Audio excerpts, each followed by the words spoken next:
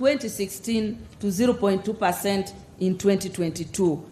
We also have joint program with UNFPA and other development partners like Netherlands, Sweden, Austria, Norway, and our ministry on issues around reducing gender-based violence under the Spotlight Project, which has also contributed to reduction in gender-based violence. We need to thank the Minister of Education.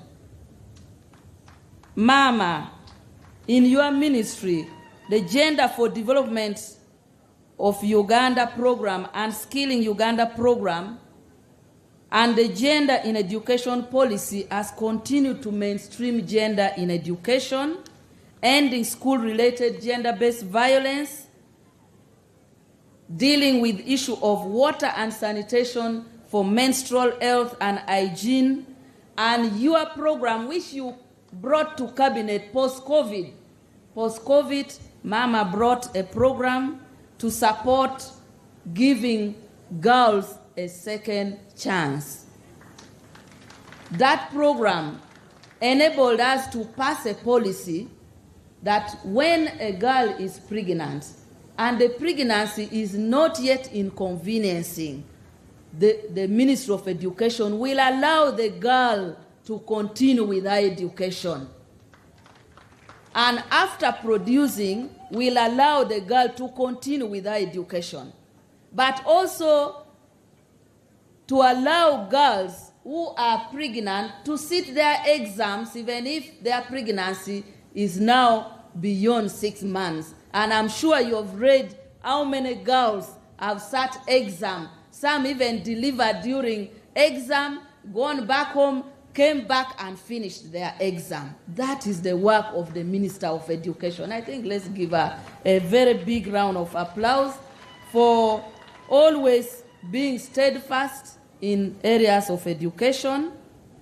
In areas of health, we have reduced maternal health mortality ratio, which now stands at 189 per 100,000 live birth, which is a very tremendous progress. Reproductive health has been prioritized, adolescent health has been prioritized, and we have women's specialized hospital, Mulago, and others that are being constructed to support women in maternal and reproductive health.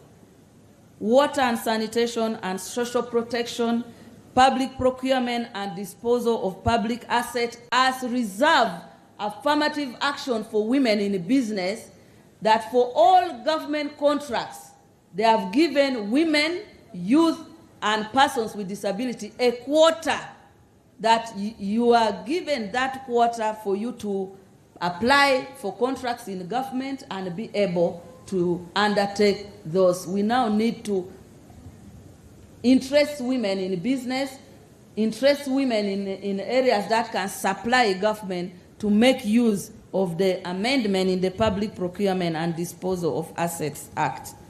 Your Excellency, these are a few examples. I note that there are many, many areas that we have made strides, and these strides we have made is not because we are strong as women. You have heard the representative from Sweden has said that even in our country, women have not progressed the way Ugandan women have progressed, especially in representation in leadership. Your Excellency, this has been number one because of the political will. Without political will from you, Your Excellency, to appoint all the women seated near you and always doing the work so that women can see them as a role model, it will not be easy. The developed countries, even the USA, has not made even a half of the progress women in Uganda has made in leadership. Because we go there and we see them. If you see the cabinet in the US, if you see the Senate, if you see their Congress, you find they are below 20, they are below 10. So, Your Excellency, this affirmative action is important because it gives other women opportunity to see how the vice president is doing, the prime minister, and all the ministers, and they will have a dream that they also want to be the vice president of Uganda. And a woman, a girl who is studying will say, I can also be a prime minister. So those tokens and affirmative action is very critical in motivating young girls to study. And we want to thank you, Your Excellency, for all the appointments and the trust you have put on the women of Uganda. I also want to congratulate and thank the women, civil society, the women's movement, who continue to advocate, to speak, and really, for us within the political circle, all the laws I have talked about. Right Honorable Kadaga, when she was Deputy Speaker and Speaker of Parliament, galvanized us, would call civil society and ensure that she gives us space in the order paper, guide us to move those legislation, the Domestic Violence Act, FGM, and I know there are men whom she even brought on board, like Honorable Chris, who moved the female genital mutilations bill. It was the Right Honorable Kadaga who told Honorable Chris, please bring this as a man. I will mobilize women to support you. So when women are in a position of leadership and they bring for us such laws, we also congratulate them. And I want to really congratulate the women's movement for being steadfast and always supporting. Your Excellency, there are gaps that we continue to work on.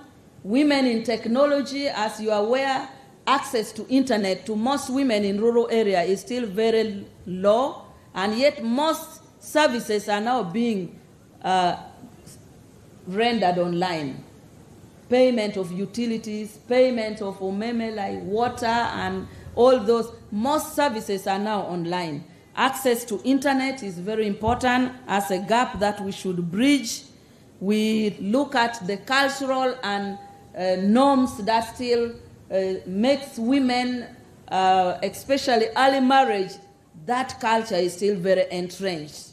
And I want to thank the kings under their chairmanship of Issa Waruli for the steadfast reforms that jointly under your forum you have initiated. Your Excellency, these kings have initiated a program that tries to ensure that they sit together and look at how to establish bylaws around their culture that supports a positive culture for girls, and also to void cultures that subjugate girls, especially issues of child marriage. They are working with us. Gender-based violence, they are working with us, and many other areas. They are doing a positive work together with Interreligious Council in supporting us in reforming those laws. Of course, issues of poverty for women is very important.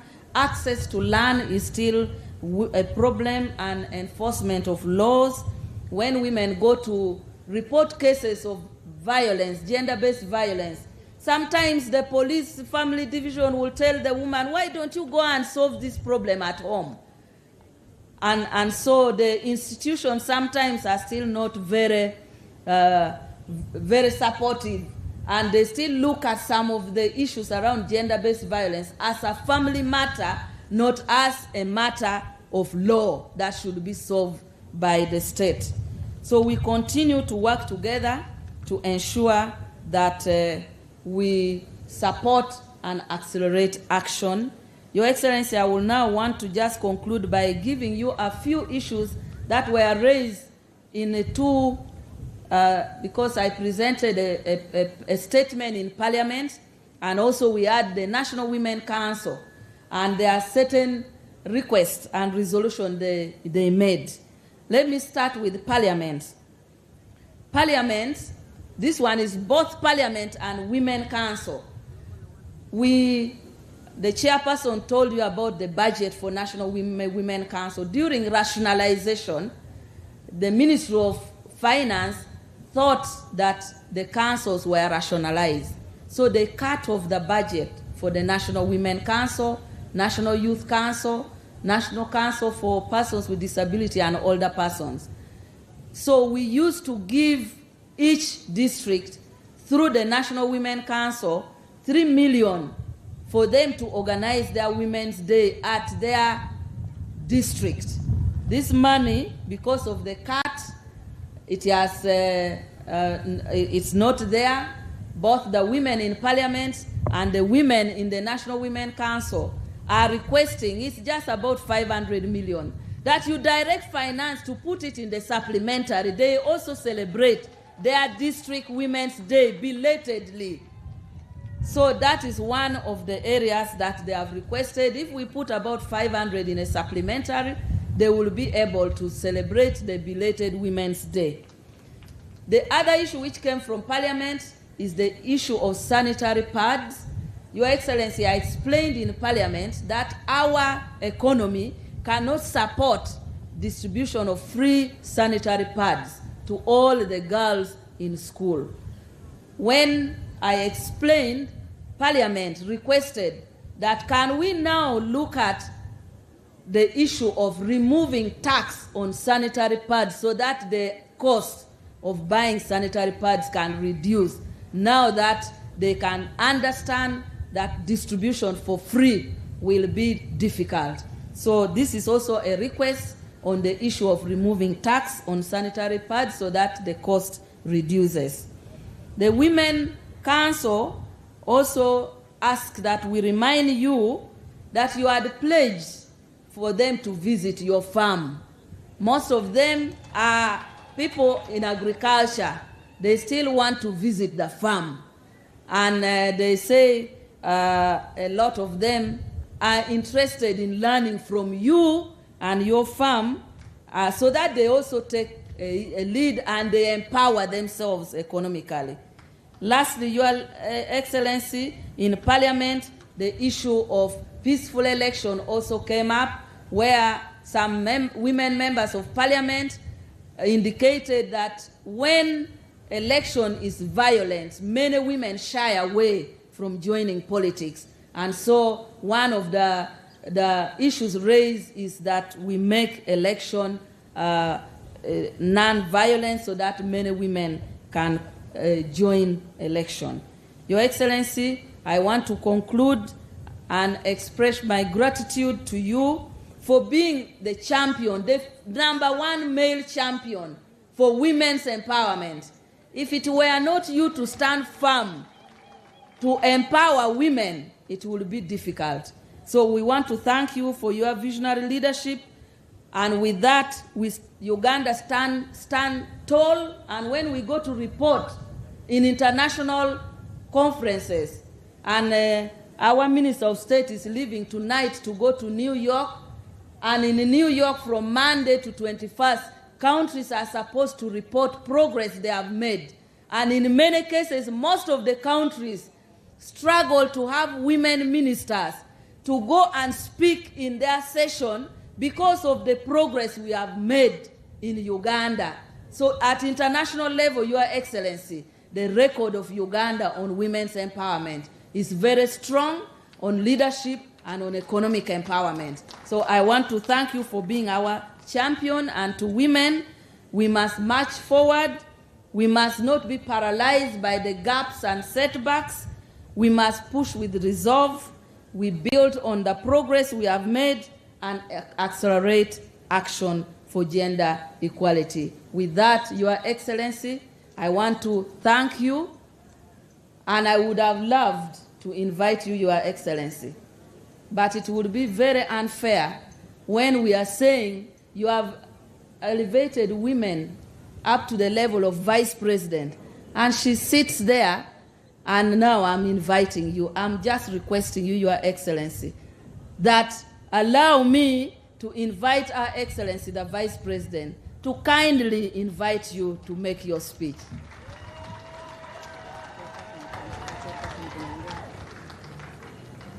I'm going to do it.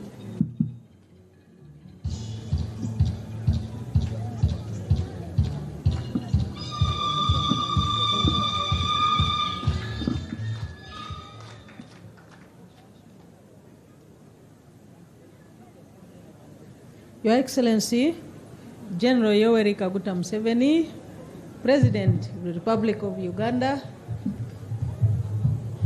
Mama Janet Kataha Museveni, the First Lady and the Minister of Education and Sports, the Right Honorable Alhaji Chigongo, the First National Vice Chairperson of NRM, the Right Honorable Alitwala Kadaga, the First Deputy Prime Minister and Minister for East African Affairs, Right Honorable Rukia Nakadama, the Third Deputy Prime Minister and Minister without portfolio,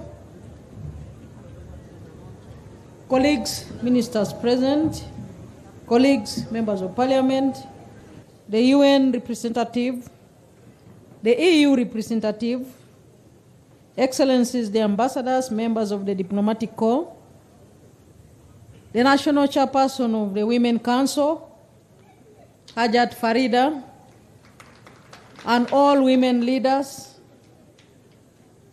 the religious leaders, cultural leaders, all invited guests, ladies and gentlemen. Let us welcome His Excellency the President to our International Women's Day 2025 here in Changkwansi with a loud hand clap.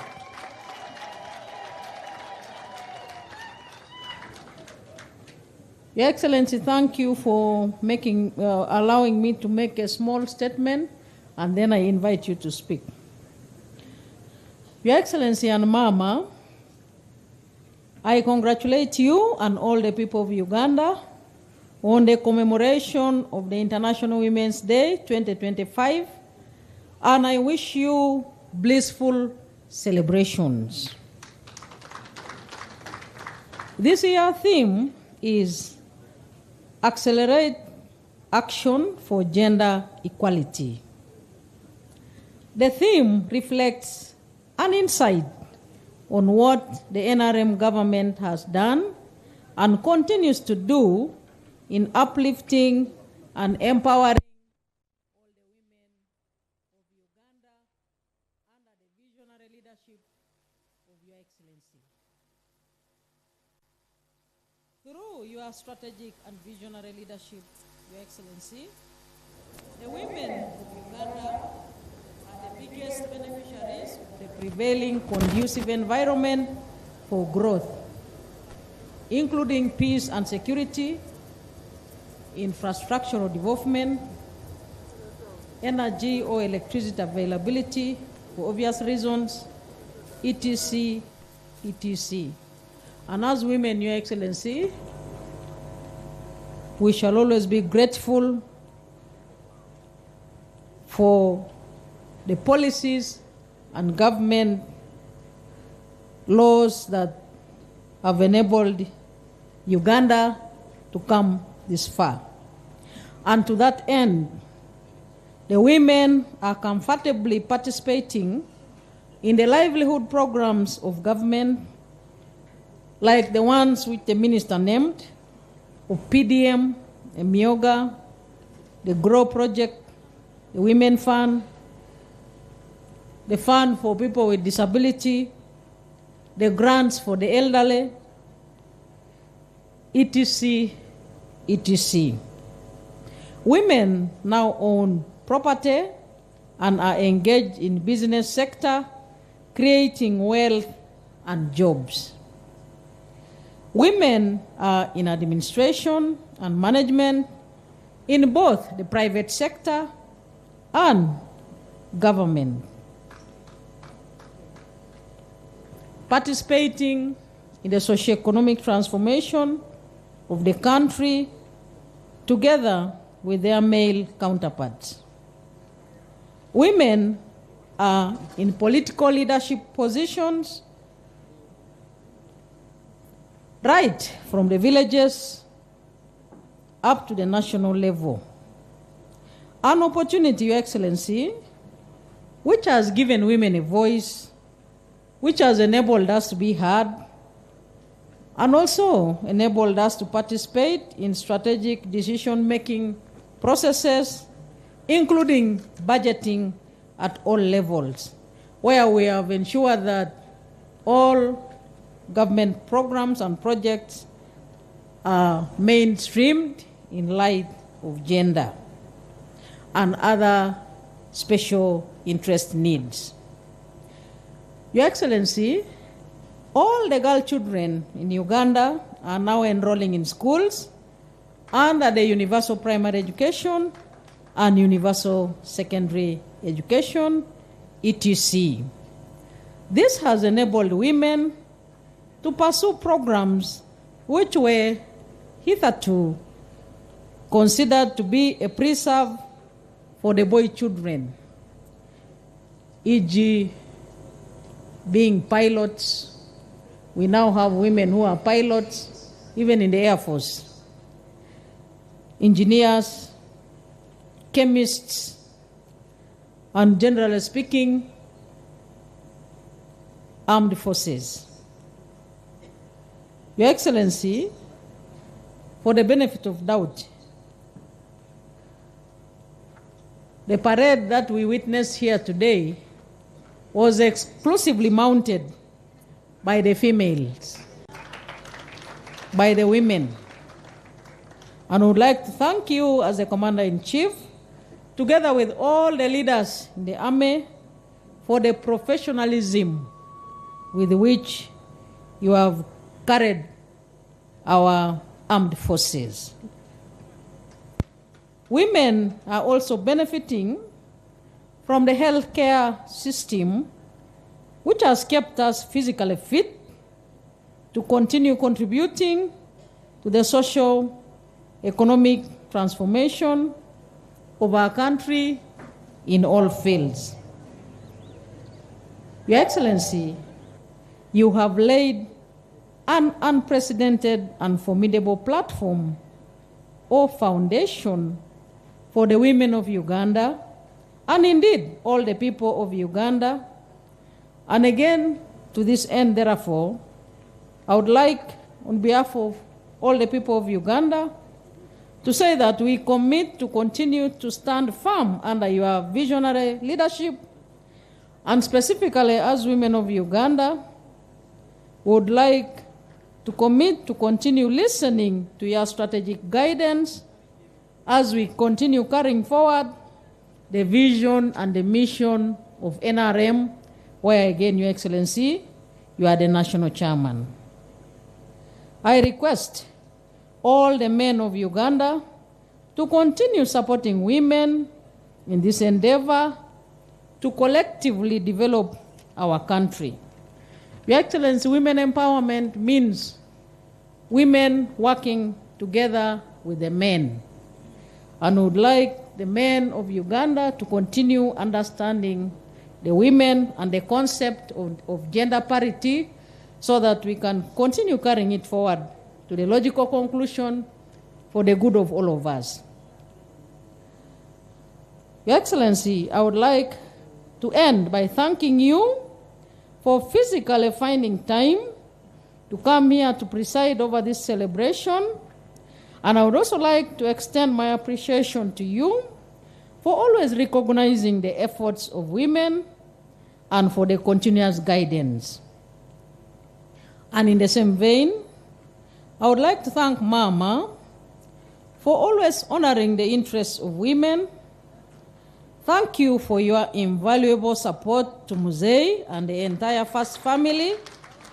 We do sincerely appreciate. Thank you for your dedicated service in the education sector, a sector so vast that keeps developing challenges all the time.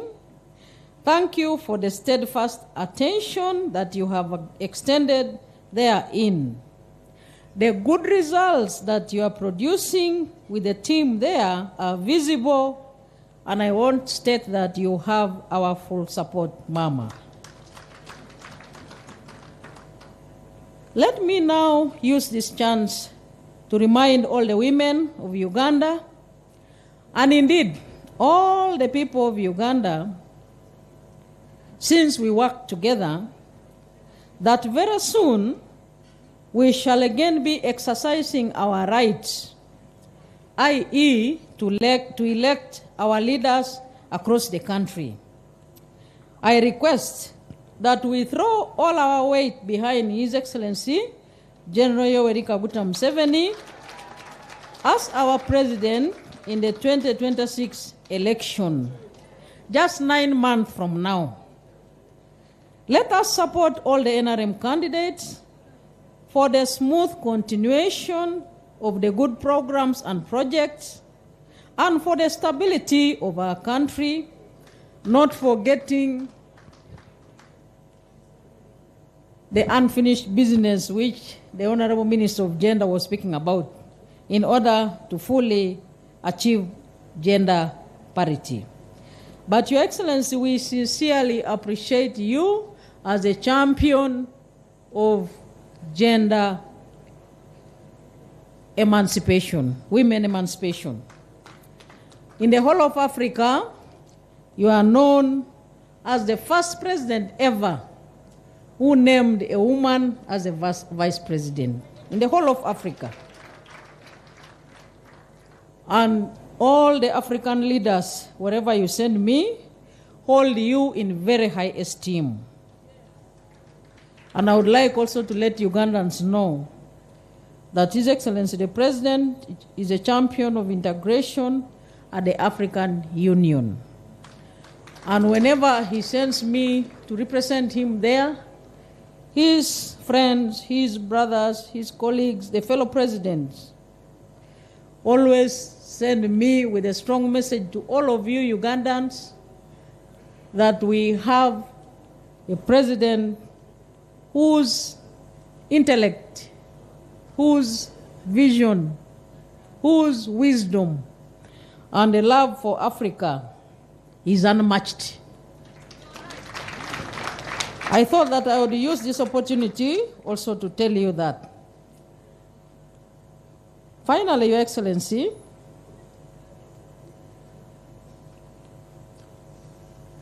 the visionary women go everywhere to do charity work whenever there is Women's Day. For this particular Women's Day, they had requested me that when you get in case you get a chance to speak, we would like to take a photo with Mama. But I had argued with them that if Muzei allows, then you can take a photo with Mama and Muzei. So, Your Excellency, at your convenience, you may wish to make, Your Excellency and Mama, at your convenience, you may wish to make that consideration. But let me now take this singular honor and privilege to invite Your Excellency to deliver your address. The floor is yours, sir.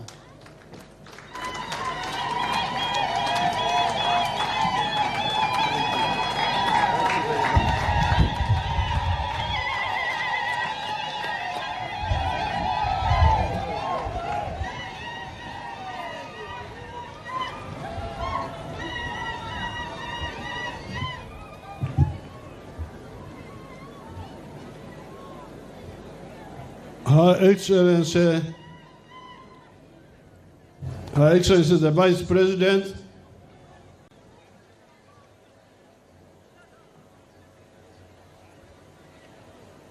all the other leaders, political, cultural, religious,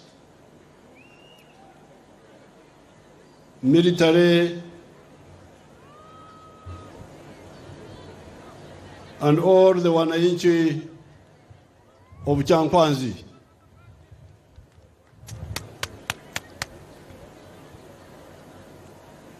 I will mix speaking in Uganda and in English also. I will.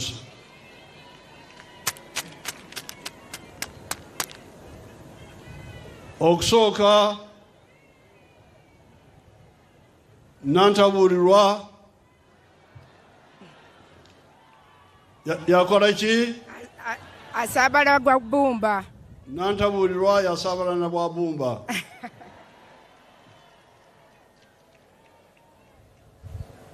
Twabagamba dda nti okwonoona obutonde bw'ensi kigenda okutuviiramu akabenje. Kati mulaba omusana guno gw'amaanyi nnyo omukambwe. Guvuddewa nantabuulirwa. Tubadde tubagamba muleme okugenda mu ntobazi, muleme okulumba ebibira, muleme okwonoona ennyanja, naye mubadde mulowooza nti byakusaaga. Kati mulaba omusana engeri gye gukambuwaddemu. N'olwekyo tulina okukyusa enkola yaffe, tuseemu ekitiibwa obutonde bw'ensi. Katonda yali amanyi kyali akola, ogamba nti lutobazi, eno nyanja, guno muga, kino kibira. N'olwekyo ffe okuwakanya Katonda nsobi y'amaanyi. I told these people there is a Luganda proverb where somebody was advised not to use clay to make a boat for using on the water. People told him that clay cannot make a boat, but he didn't listen. He made a clay. He made a boat made of clay, and he went in the lake and drowned there. So I was telling them that damaging the environment will cause us a very big catastrophe. And you can see how harsh this dry season is.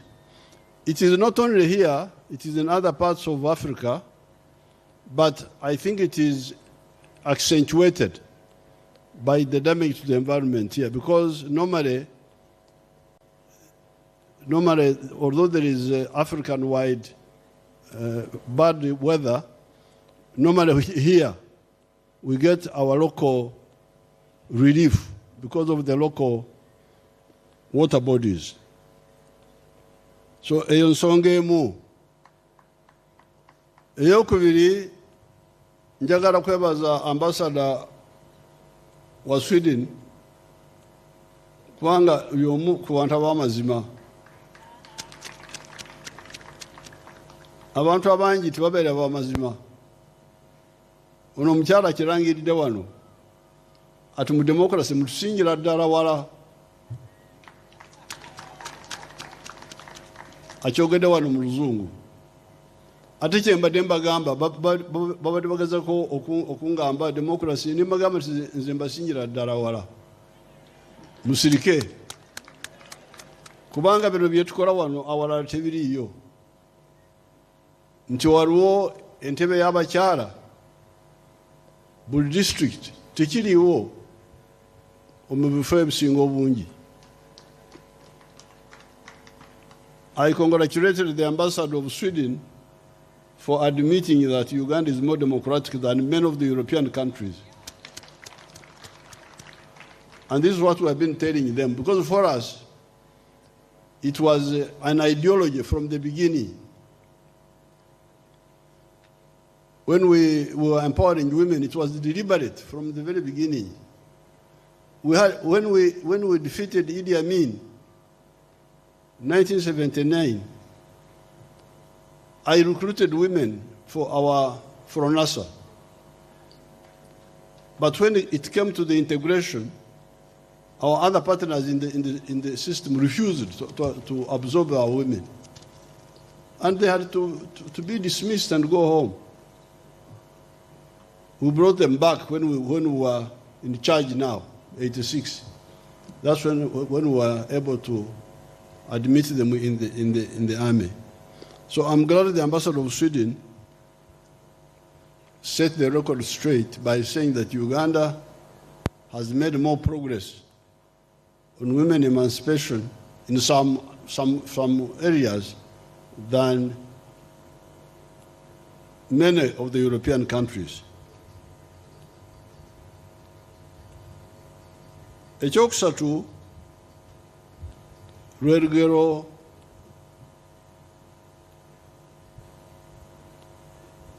naye sinatuuka ku lugero olwo. Nina abakazi b'ebiti bisatu abambadde okumpi mu bulamu bwange. Asooka ye maama wange yanzaala, Esther Kokundeka.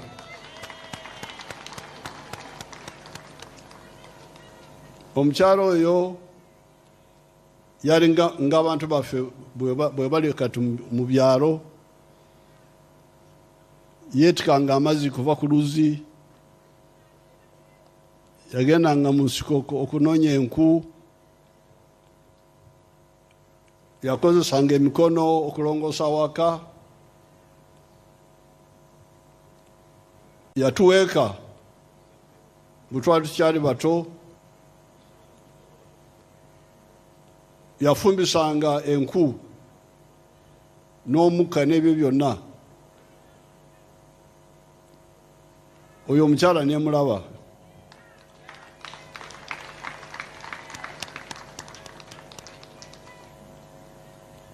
Kati oluvannyuma ne nfuna omukyala omulala, ye maama Janet.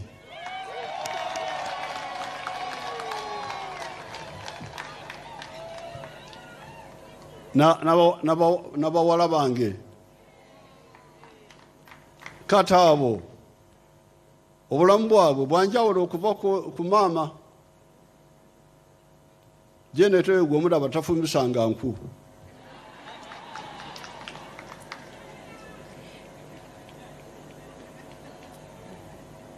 Eby'omukka tabimanyi. Tagendanga ku luzzi okwetika amazzi.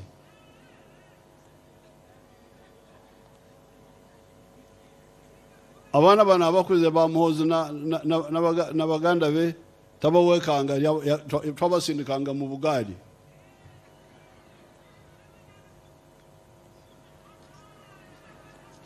Amazzi ga payipu yegaleeta. Ne bwe twali mu bwanganguse, bwe twali mu kulwana n'Amin, wadde twali mu nsi z'ebweru, naye obulamu bwaffe bwali bwanjawulo okuva ku bamaama.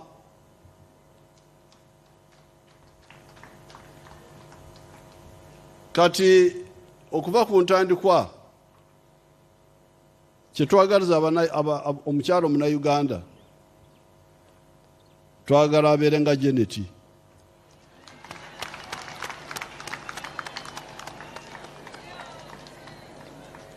Mwena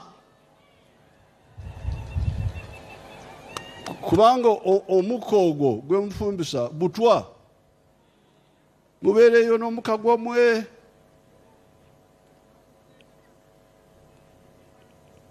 Abasawo bayinza kubanyonyola ebiri mu mukka n'obuzibu obulala bwonna. Kati okuva ku ntandikwa, movement yaffe yali eyagala buli omukyalo Omunnayuganda abeere nga Janet. Okwawukana n'obulamu bwa maama Esther. Naye ate twabagamba engeri gye tusobola okukituukako, okubeera nga Janet okituukako otya. Oyinza kusabiriza nobeera nga Janet? Tekisoboka. Olina okumanya okuwuliriza NRM byekugamba okukola ebintu bibiri oba bisatu. Ekisooka bona bagagawere gye tubagamba kati myaka 3 tuli ku kigambo ekyo bona bagagawale batya twabagamba nti mukolere muleme okukola ekidda kyonka ng'abantu abavamu waliwo omuntu omugwere wano omugwere aluddawa agende ku muzindaalo si kabaka w'abagwere kabaka w'abagwere naye ali wano naye oyo sagala kumusitula naye abagwere amalala namuyangu njagala wa Women Council Women Council ali luddawa Women Council agenze genda otumula olugwere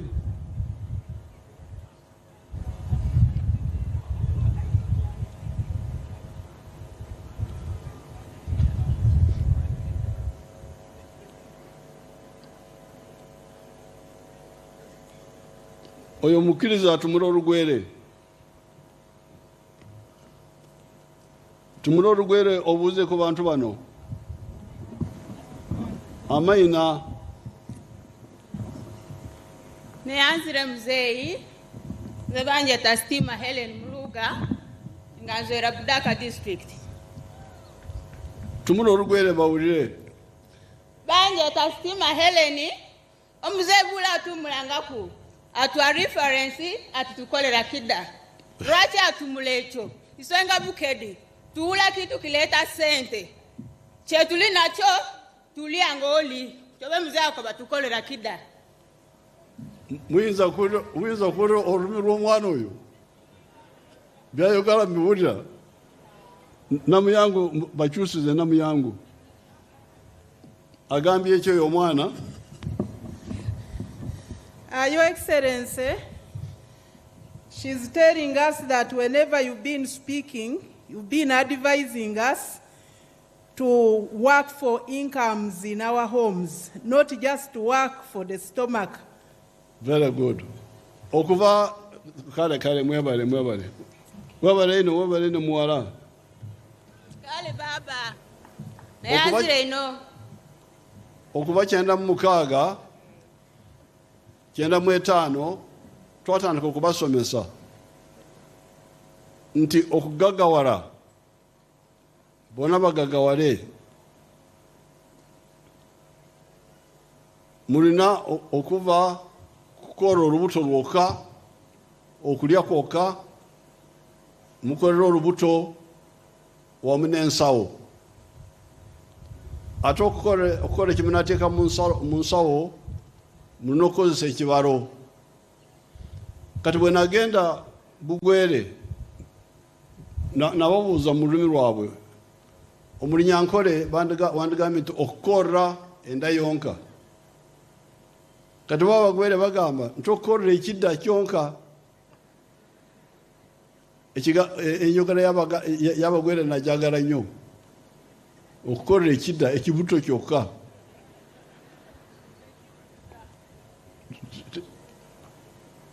kati omumanifesto ya 9 twabagamba abula abalina ettaka ettono ebintu 7 ika emu y'emwanyi ika y'ebibala ika y'omuddo gw'ente ez'omu kiyumba ika y'emmere eyawaka emanju teekayo enkoko z'amaggi teekayo embizi kumpi n'entoba ziteekayo ebyennyanja abo be bantu ab'amataka amatono abakolera awafunda ab'amataka amanene bo baddembe kukola kye baagala mwabalimye kasooli oba ebikajjo oba pamba kyonna kyabakoze wadde afuna katono buliika kubanga akoze wagazi aganyulwa. Kati omulayini eyo okukola olubuto n'ensawo, oli omukyala owawaka n'abaana bebazadde bagenda kufuna sente amakaago. Bwe bafuna sente na gavumenti bwe batanaleeta amazzi aga national water, kubanga balina enyingiza bayinza kulembeka amazzi kuva ku kasolya ne bafuna amazzi ago mu tanki yaabwe awatali kulinda gali aga Kampala. Bayinza kugula sola oba bayinza kukola biogas okuva mu nte. Kati oyo agenda kufaanana nga Mama Janet, amazzi ng'akulembeka, okumulisa kwa sola, okufumba kwa biogas. Yensonga tubadde tubawabula ebyo byonna. Kati bwe twabasomesa olwo batubuuza nti tutandika tutya, bye mwogera tubiwulidde naye tutandika tutya.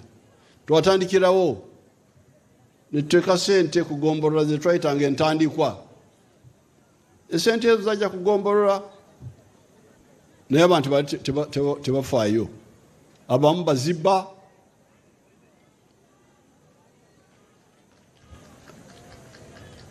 Ate mwe bananyini kintu temufaayo kubanga ensobi z'abantu babiri, omubbi waali naye naawe nanyini kintu tofuddeyo kukirondoola.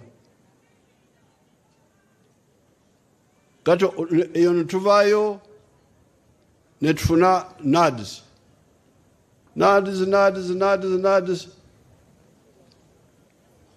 netukyusaamu netuleeta Operation Wealth Creation.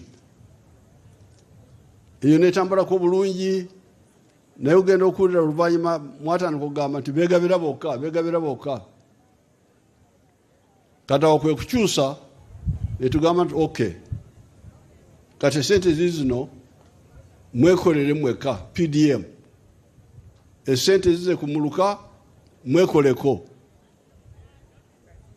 Naye kati mpuliramu nti abamu baba sente ezo mwene musirika ne babakanga.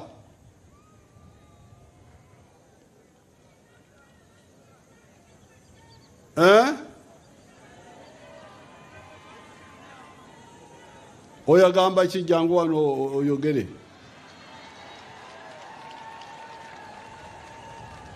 Oba waliwo kyagamba ajje wanaswaze sitaani.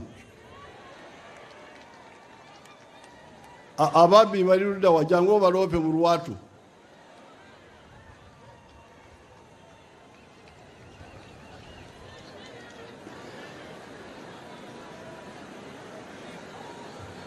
Mbaleke bajje.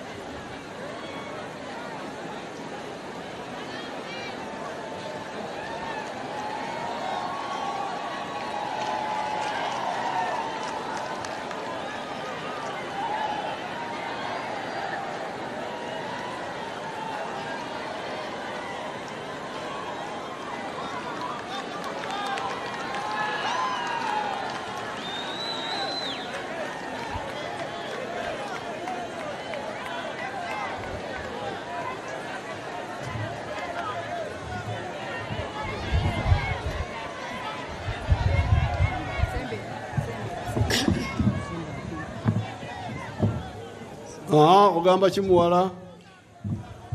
Owekitiibwa Pulezidenti, abakyala mwena tubasanyukidde okubalaba olwaleero. Maama Janet nkwaniriza nnyo. Amanya gange mpitibwa Mukaye Betty eri obufuzi nze Maama Janet Museveni. Maama Janet yatudde senior 4 n'afuna 5 n'afuna ne binnya yagenze mu senior 5. Maama yayise eyo nvuddeyo. Muzeeyi weebale kutuleetera nkulaakulana. Naye taata buli kyoleeta bakitwala.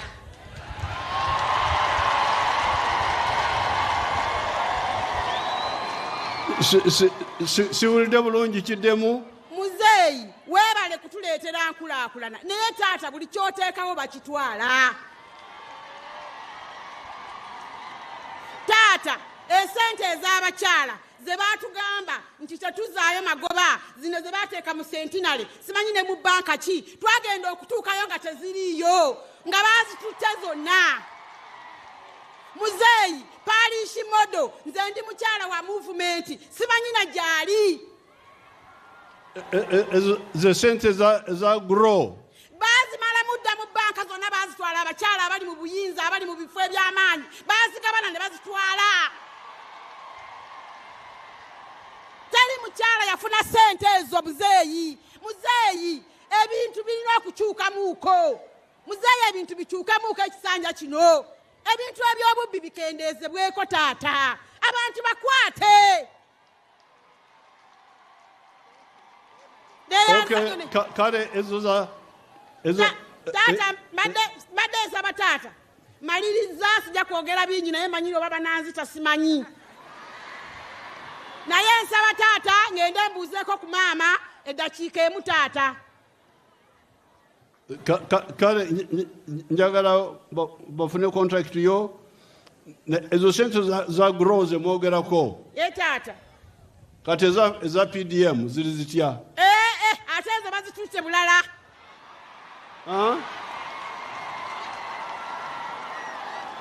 Ezo ziri zitya? Ezo bazituuse taata bulala teziriiyo.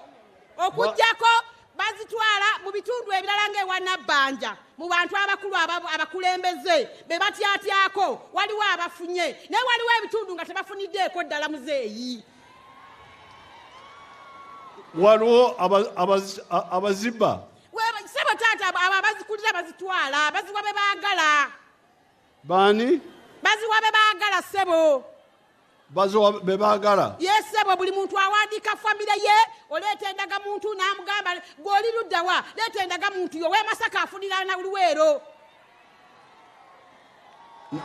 Naye okay kale muwandiike munfunire namba y'omukyalo oyo ayagala kubuuza ku maama jangu buuze ku maama. Maama taata neyanziza sebo. Naye yimirirako wala tomusiiga korona.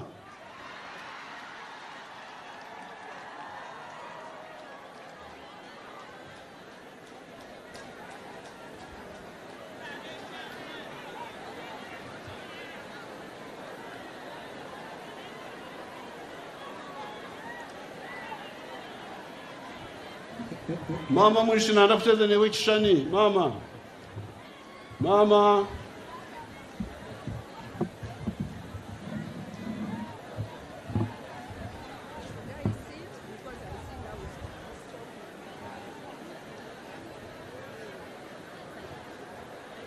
Kati okwagala okunyonyola bulungi kanjogere mu Luzungu nankabirwa ankyusize nankabirwa ali awo genda wali onkyusize. You go there.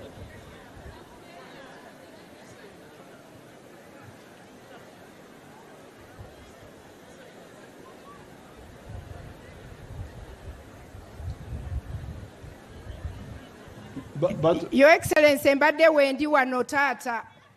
Bukenya. Your Excellency. Kale Bukenya. Now, my daughter here was speaking about two things. Muwala we abadde ayogera ku bintu bibiri. she was talking about the money of GROW. Abadde ayogera ku sente za GROW mwenna abakyala ze muwulira mu bank. That is money which came from World Bank or from outside. Ezo sente ezaava mu nsi z'owabweru gye bayita World Bank. They lent it to us Ne bazituwola to give it to our people. tuzibawe ate era okwewola kuba kwakuzaayo nga gavumenti. The good thing is that the minister is here. Ekirungi minisita waali atwala GROW, Beta Mongi, minisita Betty Amongi I will call her, she will explain ajja there. kujja annyonnyola ensonga eyo. But the money which is the other money is also ours because we borrowed it. Naziri sente zaffe kubanga twazeewola, But the money from our own budget, which is not of borrowing, naye sente ze tuteewola eziva mu mbalirira yaffe eya Uganda is the money of the PDM. ze sente za PDM mwenna ze mumanyi. The PDM money Sente za PDM is money sent to you sente za PDM ze sente ze babaweereza ku miruka all people who want to engage in wealth creation who are above 18. buli muntu ayagala okwenyigira mu byenkulaakulana ng'alina emyaka 18 ne waggulu should join the circle of the parish. akkirizibwa okwegatta ku saako y'omuluka. And once you are all there, Era mwenna we muba mu saako eyo you elect mulonda the ones you want. mulonda abantu be mwagala, There you are the ones who elect them. mwe mubeerondera. Their job is just coordination. Omulimu gwabwe kukwasaganya. So therefore, if they are unfair, Era we baba nga si batuufu you remove them mubajjako ne muteekako abalala, because this is your money. kubanga zino sente zammwe n'obuyinza bwammwe. So therefore, Era ensonga eyo the line which my daughter is saying that they only give their relatives, omukyalo oli mwayogedde nti bawa be baagala, ab'eŋŋanda, I would like to wake you up. abazuukusa pulezidenti waffe omulungi. Mbagamba nti sente ezo zammwe Sente zammwe ezo busika bwammwe busika bwammwe obwo bwa PDM.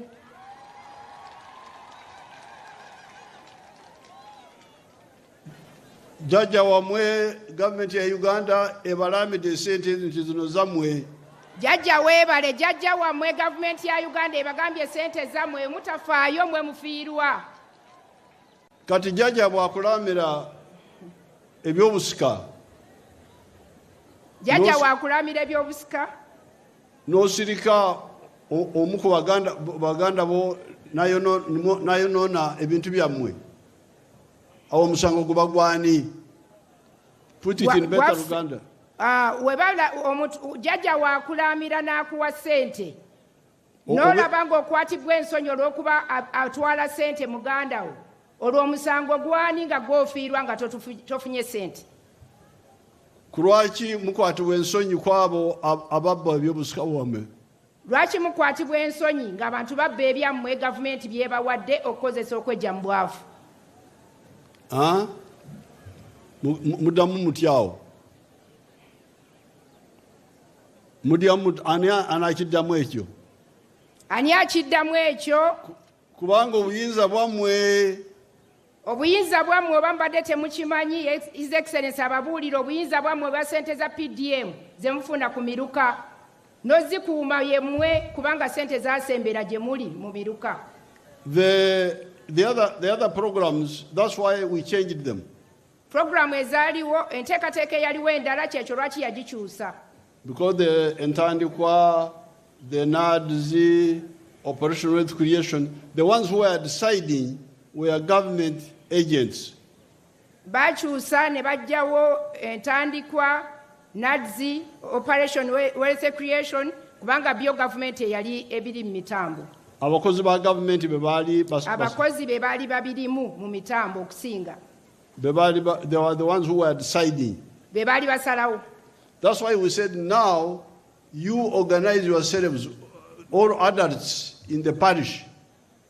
Kati kyekyo lwaki basalawo nti mu miruka gyammwe mwetereeze musobole okulonda abakulembeze musobole okukwata sente zammwe nga muzicontrolling. All adults who want to engage in wealth creation join the circle. Buli ayagala okubanga ayagala okulwanyisa okugenda mu kweddaabulira yegate mu saako. Once you join, then you elect. Wogenda mu saako nga mulonda.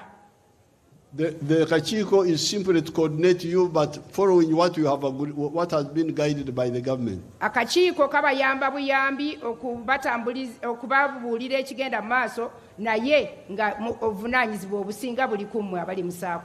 So why do you keep quiet and people play around with you when you have the power? Lwaki musirika abantu ne babazanyirako ng'ate obuyinza buli mu mmwe mu ngalo zammwe? Ani anakiddamu ekyo bannange? Wano waliwo taata. Ali luddawa? Mukadde Nanvubya woono. Amannya gange ndi Nanvubya Esther. Kabaka yasiima n'ampesa zalye nga bulungi bwansi. President nkwebaza. Naye PDM eyina weetekolera bulungi. Olw'ensonga tugambye nti sente ezo Paris modo ate ow'omuluka taziriimu zaalekebwamu akakiiko. Bw'ogenda ogamba ow'omuluka oli sente nga yazinywedde asiiba mu bbaala ng'agamba nze sibiriimu babisambala. Sebo President twagala ensonga eyo eruŋŋame. Sente engeri gye ziva waggulu ne bwe zikka wansi kubanga n'abantu abaziriko obutuufu tebabamanyi. Bwe bagenda okugenda ku sako oli n'amugamba nti ffe twakola dda sako yaffe sooka oleete sente ze twakozesa sako. Owulidde?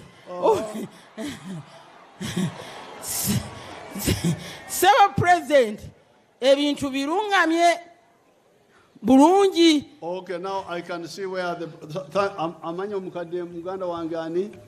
Nanvubya Esther omulwanyi ndi Palasoso waaka era akoledde emirimu okuva 88 ndera abatalina mwasirizi obutabanguko mu maka ndi mediator.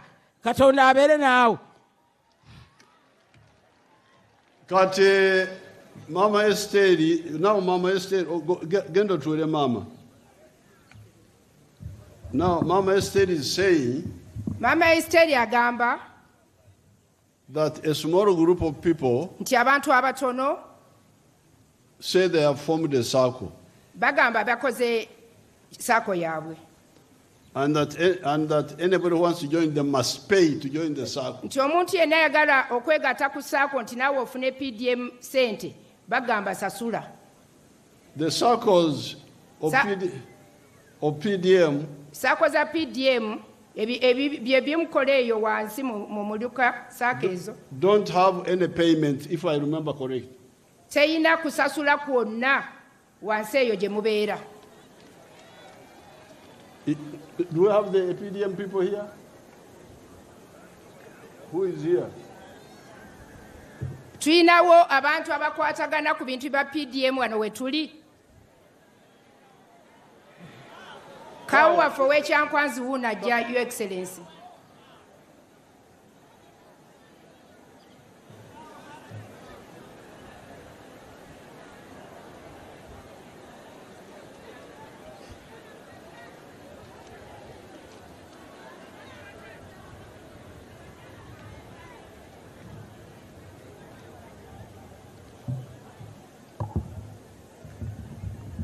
Sebo His Excellency, Yenze Judy Maka Bukenya, Kao Chankwanzi Sebo His Excellency.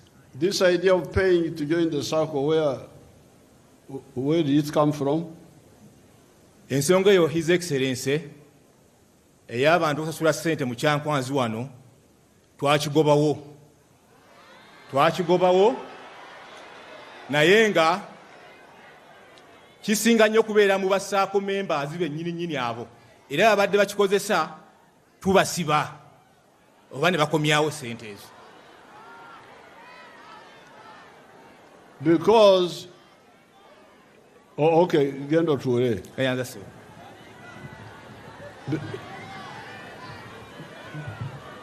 The circle we told you to form saako ze babagamba okukola had no payment teyayina kusasulwa kwonna because those circles of payment had been there and had not solved the problem. kubanga saako z'okusasula zaaliwo ne zilemwa okukola omulimu gwe yeetaaga His Excellency.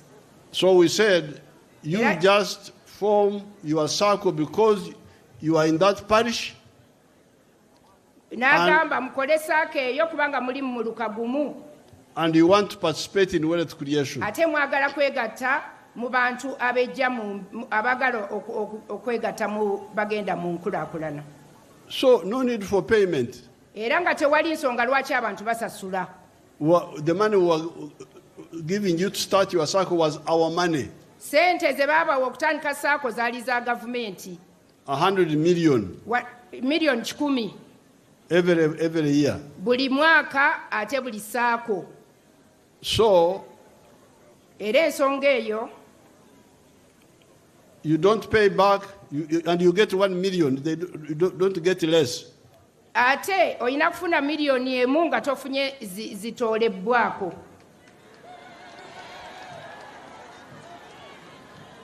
The banks were deducting some money for the bank charges. Banka zaali zijjako ssente nga bagamba kyaji za banka.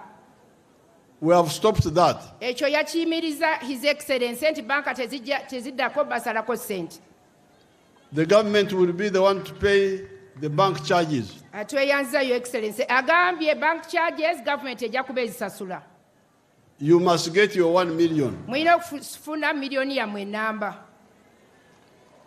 And now, Era kati after 2 years, oluvannyuma lw'emyaka 2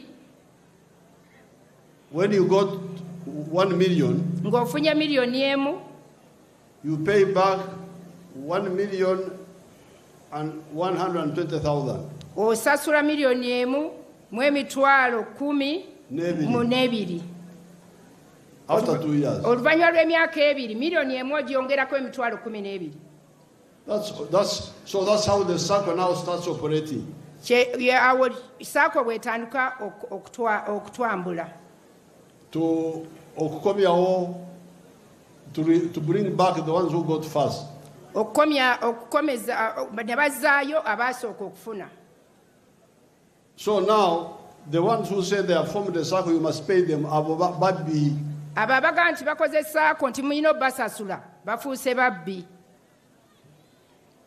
But the question is, why should that confusion go on and the leaders don't detect it? Ekibuuzibwa lwaki ebyo bibaawo ng'ate abakulembeze weebali. RDC, where is the RDC?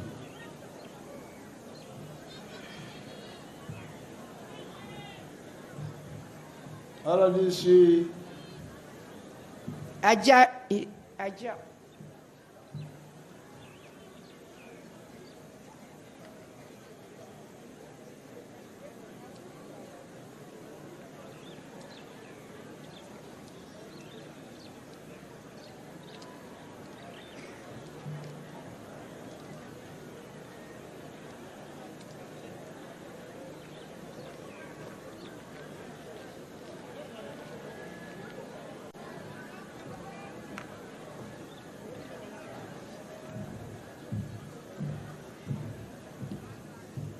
Yes, Your Excellency. What's your name? My name is Ankunda Sharon. So all this is happening. Why have you heard about it? Yes, please. Nakyuliddeko and we are trying to handle.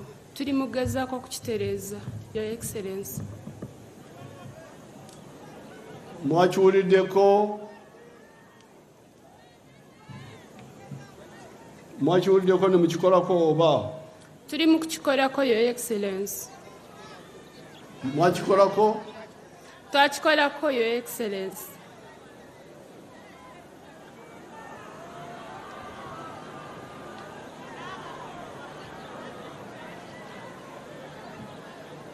N'abagoba, you come and explain.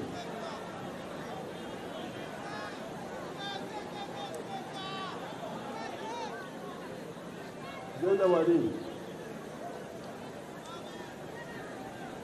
Genda olereza RDC.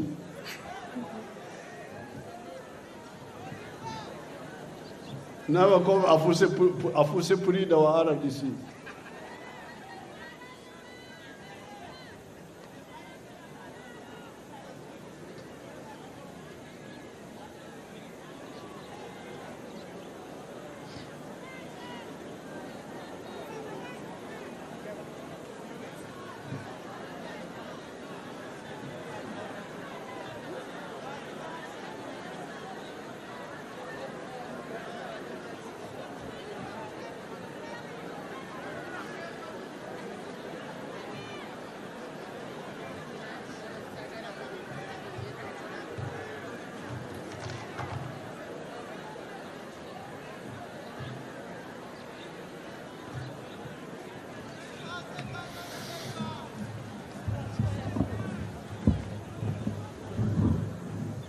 Thank you so much, Your Excellency.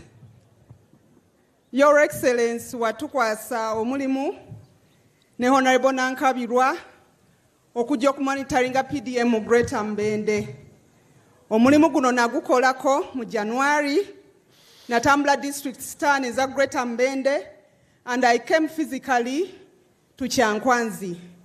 Your Excellency, when nasinkana abakulembeze, of course mwalimu ebirumira, naye nasanga PDM Secretariat yabadde wano either a month ago oba a week ago nga balina abantu abamu bebazuula nga badde babbako abantu ssente oba okujja ku bantu ssente, era abantu abo balina n'obukadde nga mu butaano nga buli ku police station nga exhibit nga balinda PDM Secretariat ejje bukwase abantu abali bajiddwako ensimbi ezo.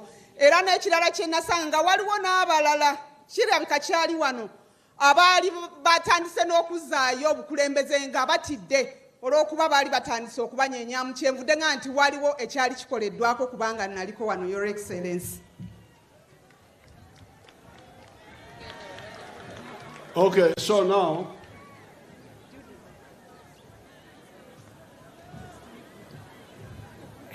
that's how Mnyankole says. Awo Omnyankole wagamba Otarunge mtinde otakarebere kigikolatire nga tonnadduka misinde odduke misinde. Don't run away from. Todduka nga tonnalaba kigoba. When you hear steps behind you, don't run without looking back and see where the steps are coming from. Todduka nga tolabye ekigoba gye kiva. Because you may find it is just. Kubanga oyinza okusanga nga it is just a hen. Nga nkoko, nga munya, nga kawuka. That's what you have run away from. Nga ate kyodduka. So you people, those thieves are nothing. Era ababbi temuli. You can stop them. Musobola obbayimiriza, obbalemesa.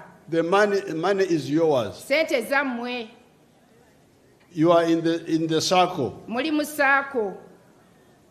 All of you. Mwenna. All adults in a parish who want to engage in wealth creation. Mwenna abakulu abali mu saako abagala okwegatta mu nkulaakulana. You are the one to elect the committee. Mwe mulina okulonda abakulembeze ba saako. So if they say we have already formed the circle, you ask them why didn't you call all of us? We musanga nga bakola dda saako nga bagamba fe twakola dda leetayo ssente obabuuza lwaki temwatuyita ffenna ne twegattamu luli. And the Muruka chief, Esther is talking about The one who is drunk. Omuluka chief, Madam Esther gwabadde ayogerako. The one who is in drinking alcohol. Abazinywa obunyi. Saying that he's not involved. Nga ye yeegaana ntabiriimu. No, he's an ex-official member of, I think. Yes. He's an ex-official member of the committee. Muluka chief aba yeegaanira bwereere kubanga be bali ku committee. He's the one to make sure that the rules of the SACCO are followed. Yalina okulaba nti etteeka lya SACCO gagobererwa. And if not, he should report. Era nga walaba nti ebitambudde bulungi, omuluka chief oyo alina okuloopa. So, Susan Kasinje, talk to Esteri. Let's find out that Muluka chief who said Tibinkwatako. Kati Susan yogera ne Esteri akubulire bulungi ow'omuluka oyo yagamba tebinkwatako. So that is on the PDM. Ebyo biri ku PDM. PDM is yours. PDM yammwe mukimanye leero. Even when you pay back, the money will be in your SACCO forever. Era ne munaddamu okusasula sente zijja kusigala mu SACCO yammwe kubanga ziri mu akawunti yammwe. It will never go back to Kampala again. Tezijja kuddayo Kampala. So don't allow anybody to steal your money. Era temukkiriza ababatawaanya ababa babbira sente kubanga babba sente zammwe. Now let me ask Amongi to come and talk about GROW. Amongi, who is she?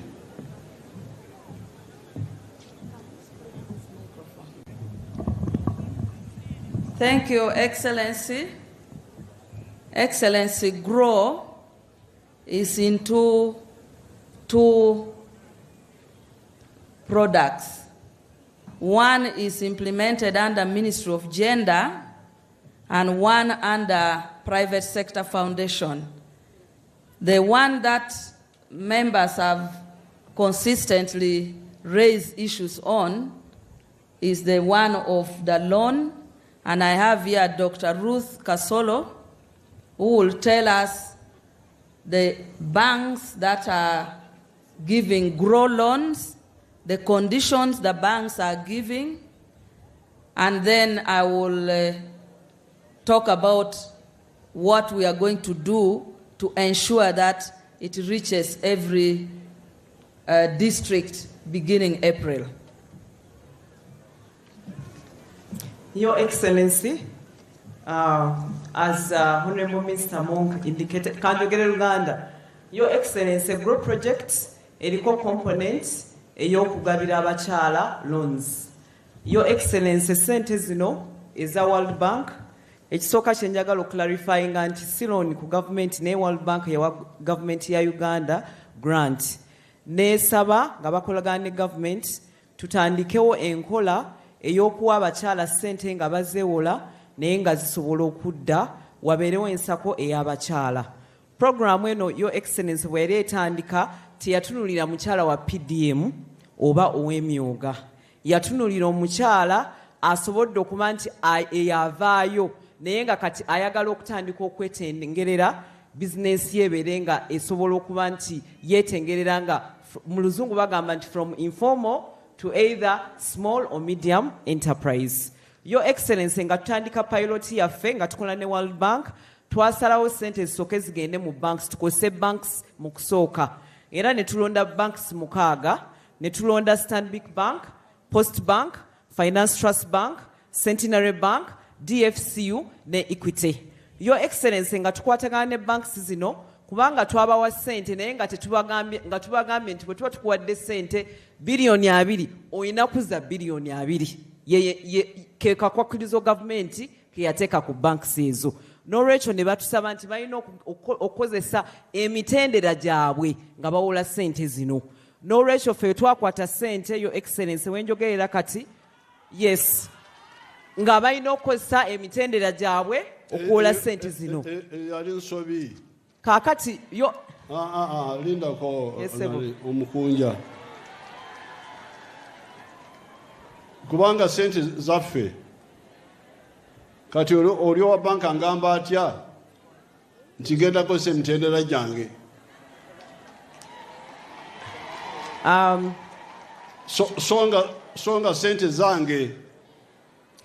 Your Excellency, nga bw'ogambye ensobi gye twakola tetwaba kibayita guarantee fund era tugenda kikolako naye twabateekako obukwakkulizo tibwabeera nga bawoze ssente zino balina oziwolera ku 10% amagoba abakyala era wenjogerera kati yo excellence baakawola biliyoni 5 era abakyala baakafuna ssente bali 2,175 ekyakabi yo excellence nti district eno ey'ekyankwanzi yaakafunamu omuntu omu yekka mu bakyala bano era kituufu abakyala banyiige kubanga kyankwanzi nga district tefunye nnyo naye yo excellence tukoze eki mbadde nsaba abakyala bampulirize kye tusazeewo okukola nga ministry of gender etuwa obuwabuzi twasazeewo tuleeteyo circles ne MDIs ezisobola okugabira abakyala ssente nga tebalina misingo era mu myezi 2 zino zijja kuba nga zitandise yo excellence zino zijja kuba zisobola okuwa abakyala ssente nga bo bennyini beewadde garanti nga tuwadde musingo naye omuntu eyatuwa ssente enkolagana yaffe ne World Bank looni esembayo wansi ya miliyoni 4 so ndowooza ekyo nsobodde okukola kino olwekyo abakyala ab'ekyankwanzi ate ekiralayo excellence mu cabinet mwasalawo ti ssente zino tuzaalocatinge ku regions era wenjogerera kano yo excellence regions 19 kubanga ssente lwaki olumu tezimala ab'e Kampala babadde be basinga ozitwala ne Wakiso kaakati twasazeewo buli region efune block ya ssente wenjogerera kati kyankwanze eri mu Greater Mubende era twagyolocatinze biliyoni 3 nga tusuubira nti biliyoni 3 ezo bwe banaaba tebazikozesezza mu bbanga lya myezi 6 bajja kubanga region endala nga tuzibawa yeyo program sebo naye ekirala yo excellence kyembadde njagala okwogera nti program eya grow sente eza grow ensako yaayo si nnene ng'eya PDM yo excellence emyaka 2 bankwasa biliyoni 12 zokka Uganda yonna mu financial institutions sente ezo si nyingi mu myezi 4 gyokka biliyoni 5 ziweddewo kyokka ate nga tulina ebbanga eddala nolwekyo twasabye aba World Bank batuyambe ssente ezibadde ez'omwaka ogwokubiri tusobole ozongera abakyala n'olwekyo demand eri waggulu nnyo era yesinza otuleetera obuzibu obusingayo. Okay, Mongi. Your Excellency, when we received complaints from women, where most of the women were saying they don't have collateral, in the Ministry of Gender, we decided that let SACCOs come on board because SACCOs and microfinance will lend without condition of collateral. So beginning April, we agreed with the bank that in districts that require not Kampala and Central, we will push SACCOs and cooperatives to lend to women without much of the collateral. I have got a I have not. Okay, sit down, Amongi, sit down. Your Excellency, agambye ekizibu akitegedde. The mistake was ensobi yali the World Bank gave money to Uganda government. World Bank yawa ssente ku government ya Uganda. And agreed that that money should be used by women abaliko obulungi. Ne bakkiriziganya nti ssente ezo zikozesebwe abakyala abaliko obulungi. The ones who have already started but needed to expand. Abakyala abali abatandika dda bye bakola nga baagala bayimirizaawo business butagwa. Not like the one of 1 million, but the ones of 4 million and above. Kubanga PDM ewa 1 million emu ate grow ng'etandikira ku million 4 okuwa omukyala. Now the mistake was ensobi yali our people to agree abantu bafe okukkiriza that they will follow the procedures of the bank. Okukkiriza nti bajja kugoberera okusaba kwa banka okwaliwo. obulombolombo bwa banka obwaliwo. Instead of saying, Mu kifo ky'okugamba if you want to lend this money, follow our bulombolombo. mu kifo kya bo ogamba nti wemba mwagala sente zino mugoberere obulombolombo bwaffe To pass them through those banks. okuziyisa mu banka ezo ezisaba emisingo. So that is one problem. Eyo y'ensobi eyaliwo banka kusaba abakyala misingo gye batalina. But secondly, Ekyokubiri, that money is not a big money. ezo si sente nnyingi nnyo. My money is much bigger than that. Sente ze eza PDM nnyingi okusinga zino. Because 1 year, Kubanga mu mwaka gumu if you put together with Emyoga, w'ogigatta wamu n'emyoga, it is like 1.5 trillion. mu mwaka gumu ogatta sente za PDM n'ez'emyoga eba akasirivu kamu Sikaseri obutabalika. obutabalika kamu n'ekitundu. Jukira akakadde akawumbi ate onotuuka akatabalika. Kaba akatabalika kamu n'ekitundu. That is obuwumbi 1,500. Bwe buwumbi 1,500 ogatta obuwumbi 1,500 n'oweza akatabalika kamu n'ekitundu. Ezo ze sente za NRM. Ezo sente za NRM zebasindikira buli mwaka buli obusente bw'abaana buli sente ez'abaana abo ba mukyala Kasolo Grow. ze mugamba is 200 billion. He said 100. He said 120. 100 billion in 2 years. Zirimeka nani biyinzika. Where's the biyinzika? What is the money you are fighting over? For a year is 120 billion for this financial year. And the total? The total is $75 million for lending. Muwulidde obusente butono. Esente zammwe ze nyingi. Your money is much bigger. But this smaller one also should be distributed fairly. Sente eza PDM n'emyoka ze zisinga obungi naye era zino entono kubanga bazituwa ozikozesa nazo bazikozesebwa obulungi. So this is the first step. Era eno ye ddaala erisooka. Where I want you, my daughters here, my bazukuru, to be like Mama Janet. Wano wayagalira nti bawalabe abazzukulu be abawala babeerenga Mama Janet. Don't be like my mother Esteri. Tembeeranga maama we Esteri eyafumbisanga enku eyakimanga amazzi ku mitwe. To do it, in order to do that, you must use this money to get out of poverty. Mu ngeri ey'okufuuka Mama Janet tulina kutandika ne sente zino zibatuwa nga tulina bye tukola. Now, secondly, the second channel ekyokubiri ekkubo eddala lye twandiyiseemu okubafuula nga Mama Janet. Ekkubo eddala eriyinza okufuula nga abakyala mmwe n'abawala be nga Mama Janet is free education. Okusoma okw'obwereere. We brought that. Kusoma kw'obwereere yakuleeta amasomero gaffe aga gavumenti. But your local people charge money on you. Kati mmwe abantu be mu Lubeera nabeeyo ku masomero babasaba sente.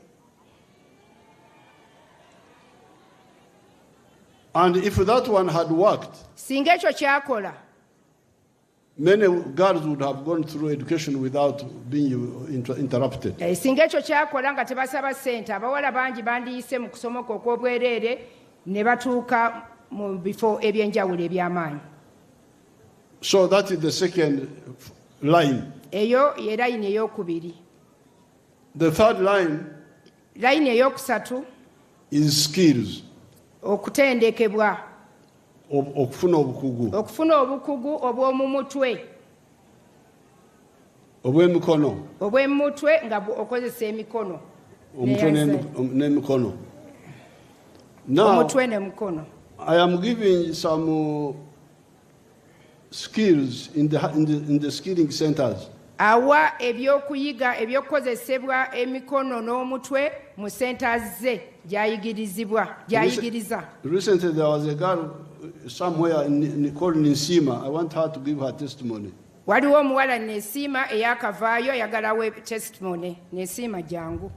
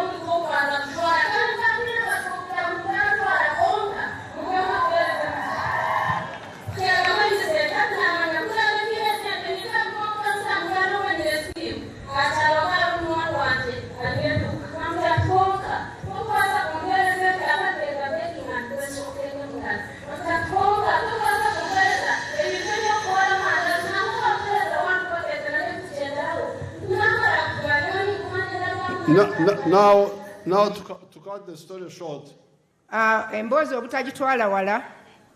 That was a girl called Nisima in the Mbara area. Oyo omuwala Nesima ali eyo Mbarara. She had nothing. Yali talina. No land. Nga talina ttaka. No property. Talina wadde ekyobugagga kyonna. But she came in my skilling hubs. N'agenda mu matendekero ge agayigiriza ebyemitwe nga bakozesa engalo. And she learned baking. Nayiga okola emigaati ne cake. And then he started making mandazi. N'atandika okukola amandazi. For somebody else. Ng'agakolera omuntu omulala. But was getting some commission. Ng'afuna commission okukozesa amaanyi ge. And because of that, eventually she got able to make her own mandazi. We yavaawo yasobola okukola amandaazi agage. And she's now employing 2 people. Kati naye ayina abakozi babiri abamuyamba mu mandaazi ge. So you can see from nothing. Olaba nti otandika owatali. You get a skill. N'ofuna okuyigisibwa okw'omutwe n'okozesa emikono gyo. A skill gets you a job. Ekyo ky'oyize n'ekikufuulisa n'ofuna omulimu. The mulimu gets you a capital to start your own. Omulimu ne gukufunira entandikwa eya ssente ez'okozesa ebibyo. And eventually you also become an employer. Oluvannyuma naawe n'ofuuka akozesa abakozi. So therefore, when we talk of women, wetwogera ku bakyala. According to the NRM, wetwogera ku bakyala mu NRM. These are some of the roots to emancipation. Bino byonna gy'emikutu gye tulina okukwata. Wealth creation. Okukolawo okufuna wetujja entandikwa. Okugaggawala.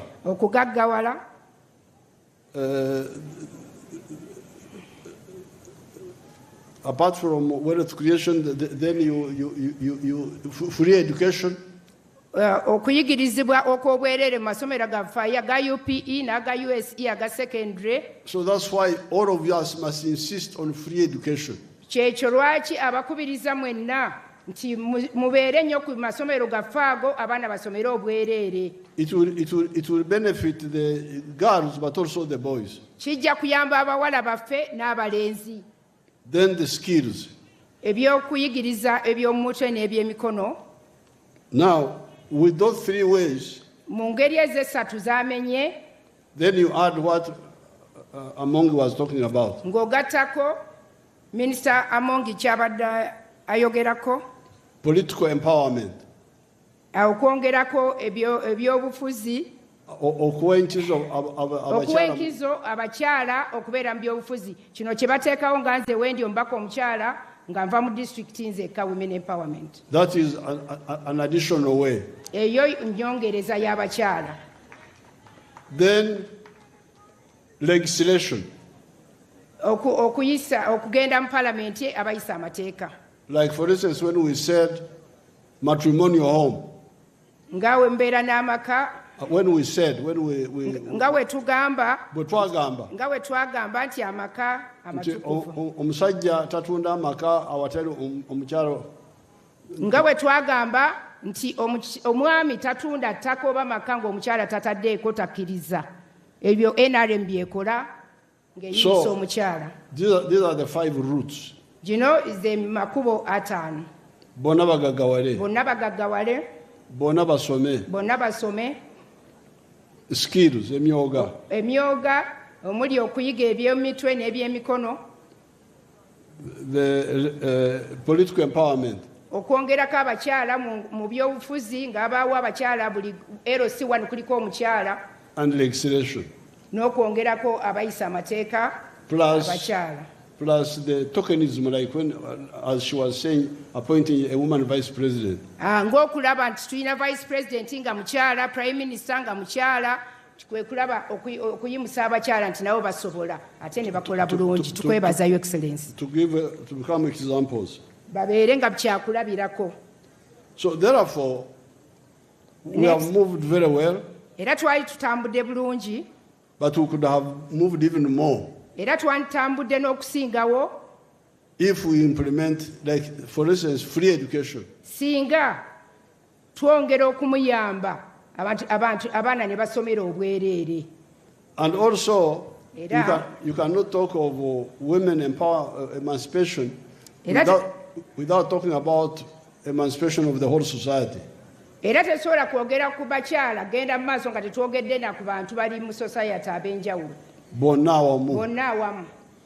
Abanyankole bwe bagambira nti owayekuba ekikungu atukula nkakyo bw'osemberera ekiswa ekimyufu ofaanagana nakyo.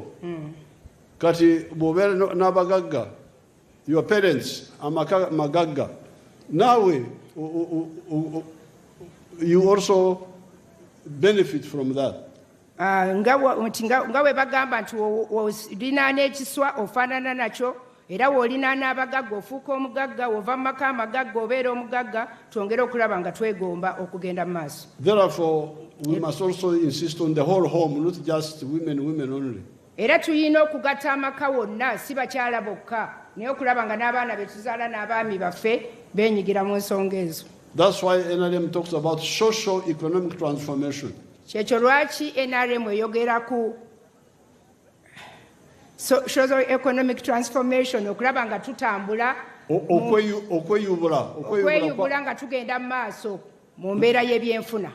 Like omusota, to cast out the old skin and you get a new skin like the snake. Ng'omusota we gweyubula ne guva mu kiriba ekikadde ne gudda mu kipya nga tugenda mu maaso.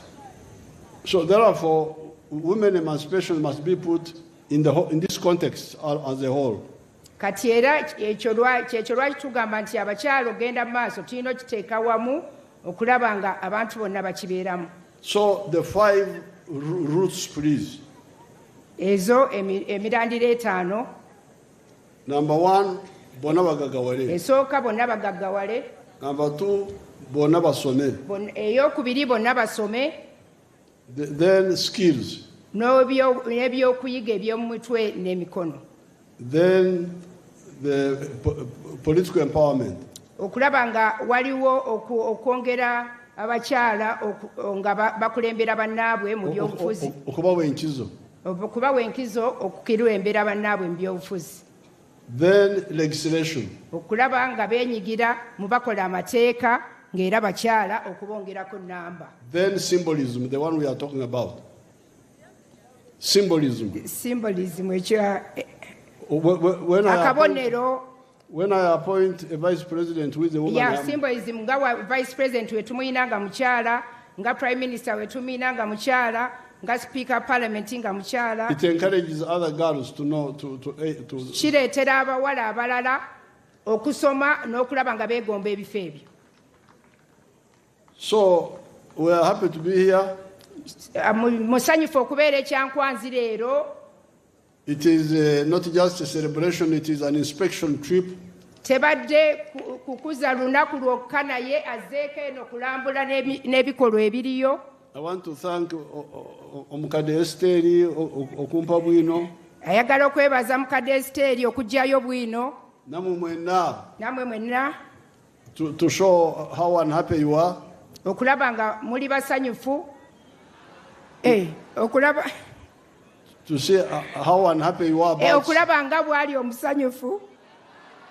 How unhappy. Okulaba nga bwatali musanyufu. Unhappy. Tali musanyufu. Bwe batali basanyufu. Nga bwe batali basanyufu. Kulwa programs ezimu. Okulaba nti temuli basanyufu olwa programs ezimu obutatambula bulungi. So you have now done my work. Mukoze omulimo gwe gwazzeeko okulambula. Kubanga munyambye awatali okubasasula. Mumuyambye. Without me paying you. Mumuyambye n'amanya ng'ate tabasasudde. Mumpadde bwino w'ababbi. Mumuwadde bwino w'ababbi. Mwebale nnyo mwebalire ddala. Finally, ekisembayo, the budget of the women councils and youth councils, budget embalirira ya councils y'abakyala n'ey'abavubuka, we shall sort it out because what was supposed to be merged were the secretariats. Ajja kikolako kubanga secretariat ndowooza ekyo yakitukwatamu. What was supposed to be merged? Yeah. Bye baali balina okugatta. Buli obutongole obulala nga mwe temuliiko aba women council. Obutongole obuddukanya amaofiisi. Obutongole obuddukanya amaofiisi nga mwe temuliiko. Naye si structures za women council, those can't be merged.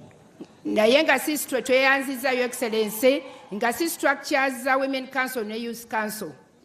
When we merged the Ministry of Agriculture, wetwagatta Ministry ya Agriculture and Veterinary n'ebyobulunzi and Fisheries n'ebyonyanja and cooperatives, n'eyobwegasi, we have one permanent secretary. Netufuna permanent secretary omu. But the Ministry of Agriculture has its structure. Naye Ministry ya Agriculture eina amatabi gayo mwetambulira. You cannot make an agricultural officer a veterinary officer. Tosobola kufuula agriculture officer veterinary officer kubanga oli wa bulimi oli ate wa bulunzi. They remain. Basigalawo. But coordinated by one permanent secretary. Naye nga bali ku mutwe gwa muntu omu. So that's where the saving was. Awo we wali obuzibu. Saving. Saving. Okekereza sente. Awo saving we yali.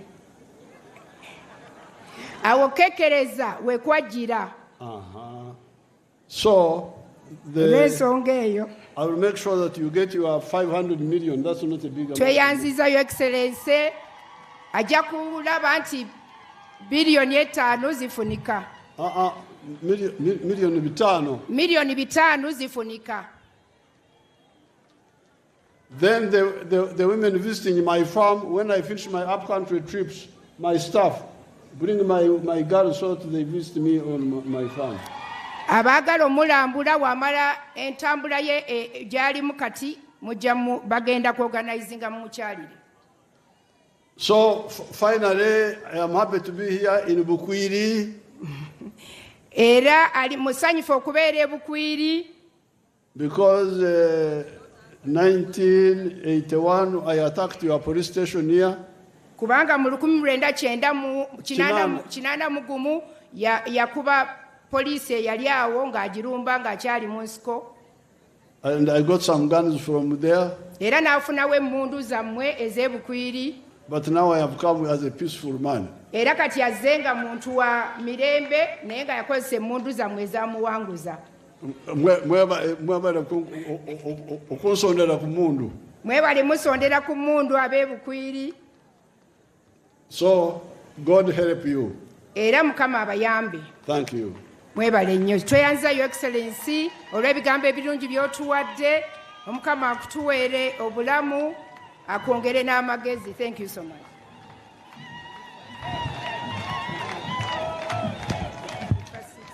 Can we give a better hand clap? Surely.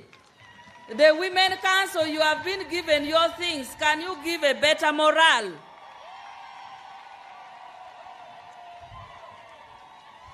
Thank you, thank you. Your Excellency, we have a few activities that you will undertake before we go into the medal. Before that, I want Honorable Bukenya to recognize a few people. Thank you so much, Your Excellency. Your Excellency, wano wetuli tulinawo omubaka akiikirira area MP w'ekitundu kino Bingi Patrick Nyanzi. Tetusobodde kubanjula bonna naye Bingi Patrick Nyanzi ayimuka kuwanikire ku mukono taata wuuyo gwenkiika naye wano. Your Excellency, entwete gy'oyose bikaali era naye gy'akiikirira. Njagala okutegeeza Maama Janet nti wiiki eno gye tubaddeko abakyala aba-members ba-honorable ba-visionary women batuwa sanitary pads mu secondary schools 10 era tubadde nabo nga tuzigaba. Aba-Wazalendo Sako batuwadde Mama Kids eziwali wasi miliyoni 6 n'ekitundu. Excellency, twebaza amajeego gatukwatiddeko nga bannakyankwanzi batuwadde Mama Kids nga zigula obukadde 6 n'ekitundu. Sanitary pads zatuuse ne mu masomero agamu aba-honorable geze batuwadde. Tweyanzizza ne Ministry ya Energy yatukwatiddeko ku nfumba ennungi era tugenda kulaba tugenda okugaba ebyokufumbisa Maama Ruth Nankabirwa. Twebaza weebale.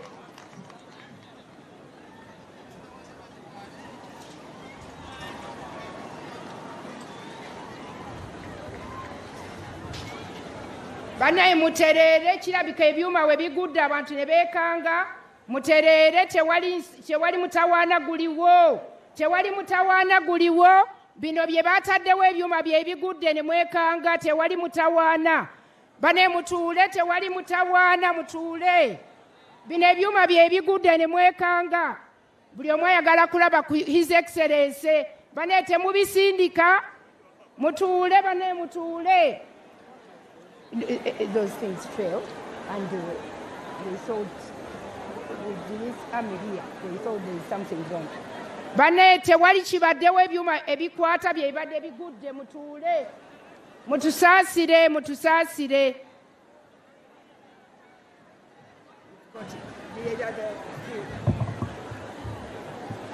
Thank you, Excellency. Excellency, we are requesting you to launch a book by Aisha Omar Ahmed Kablo, and then also launch a magazine, Imagine. I want the two to stand up and step in front, and while I introduce the book. Your Excellency, the book, From Turmoil to Triumph by Aisha Omar Ahmed Kablo highlights the instrumental role of the African Union Mission in Somalia, AMISOM, particularly the Uganda People's Defense Forces, UPDF, in fostering a secure environment for peace building and humanitarian efforts. We want to congratulate Aisha for the book, and I request the team of His Excellency to usher His Excellency to launch. I request the Vice President and the Permanent Secretary to represent the Ministry of Gender. I can't be there at the moment. Please, Excellency, the Vice President and the Permanent Secretary of Ministry of Gender.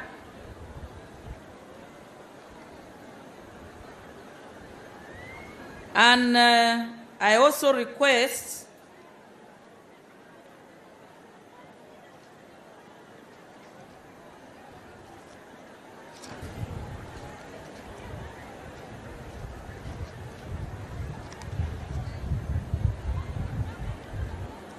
Mr. Mawa to be on standby.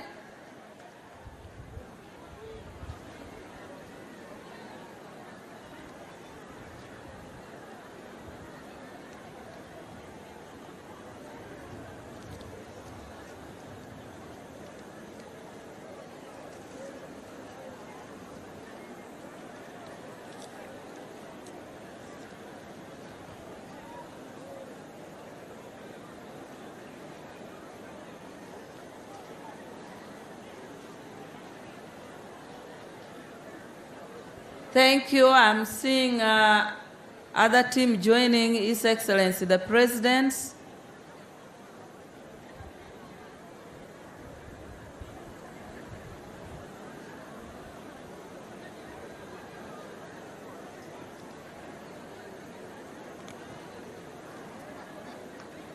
His Excellency is taking a picture with the author. The book also focuses on consolidating state institutions. It focuses on enhancing national security and recognizes and celebrates the unwavering commitment of the UPDF and the leadership of Uganda in ushering peace in Somalia. The next is a magazine. The magazine titled Imagine. This magazine showcases the best of the Pearl of Africa, looking at trade, investment, tourism, especially in the diaspora. The author, led by Moses Mawa and Jacqueline Tumusime of the diaspora based in Canada, presents this under their flagship media company called Silver Trust. The magazine offers a world-class magazine, documentary films, online showcase, global events, public relations, and publish the most influential Ugandans.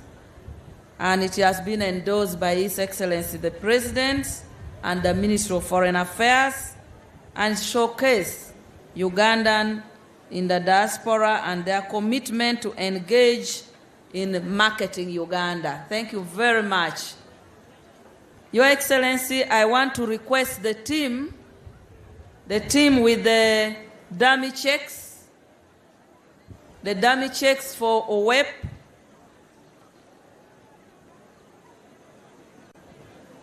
I'm going to call the districts, and the districts will be represented by the RDC, COW, and the Chairperson Women Council.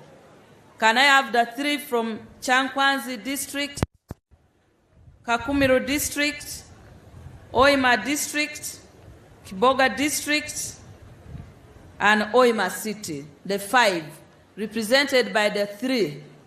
If their woman member of parliament is around, you can join. They will be given, then His Excellency will take a picture only. But we have requested that Her Excellency, the Vice President, will hand over the checks. Then His Excellency, the President, will take the picture only.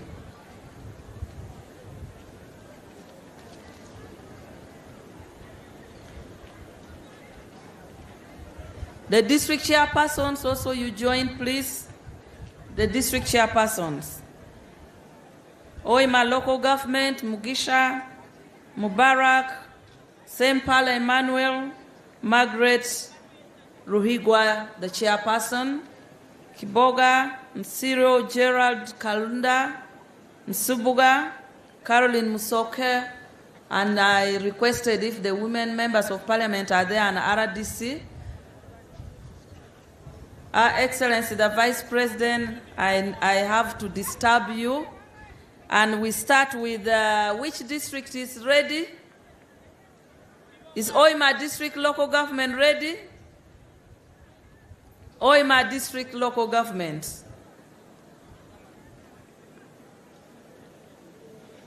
Her Excellency, the Vice President is ready to hand over.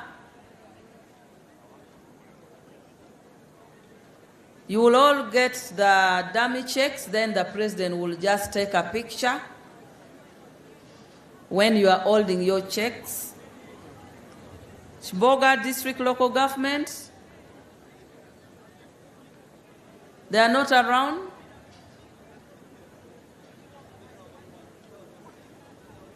Chankwanzi,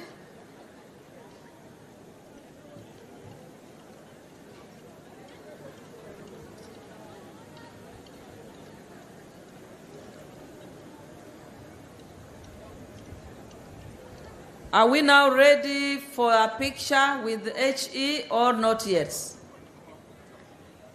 His Excellency the President is ready for the pictures. You hold your dummy checks and His Excellency the President will stand to take a picture with the team.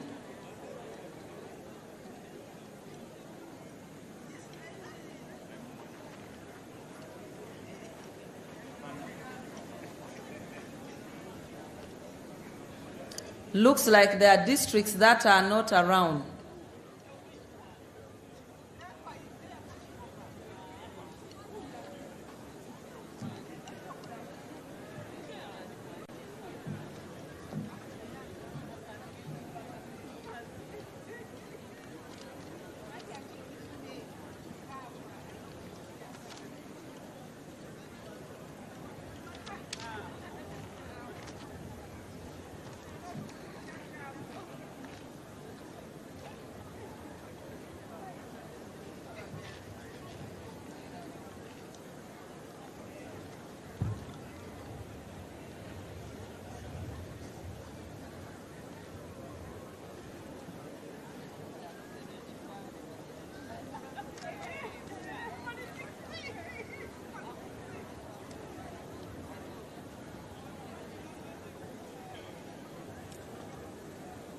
Honorable Christine, you might need to stay there because we have about 3 certificates for the best groups in Chankwanzi. Once they finish, if they are done, can I call those receiving certificates for outstanding women groups? Can I ask the following groups: Tukulakunle Group, Women Group, Nyamugisha Women Group, Dembe Bachala Women Group. Those 3, please, can you go and get your certificates of best performance? If you do not hurry, you're going to miss the pictures with the HE.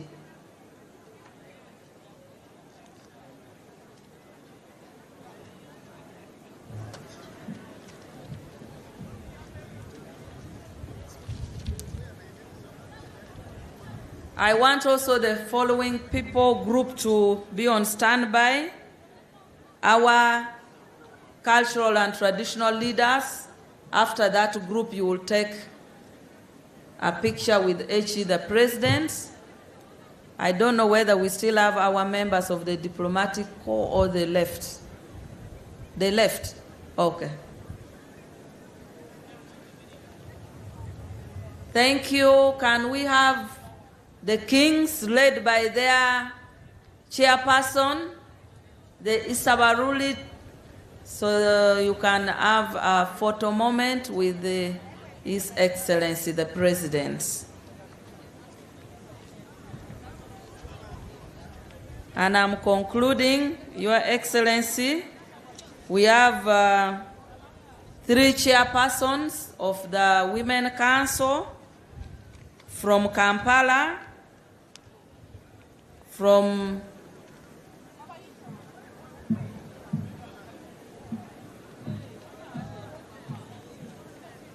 Budaka and Bunyangabo. There's 3. Can you just step in front? The 3 chairpersons, while I wait for the visionary women. The visionary women.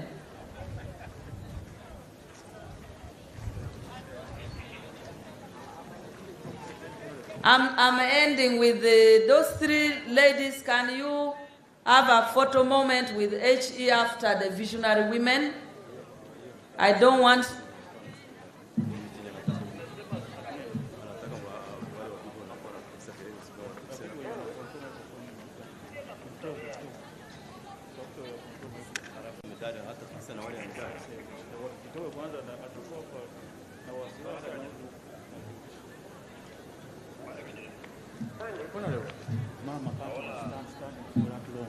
I'm requesting those who are coming for the medal to now step near, to come near here, those that are taking over for the medalists.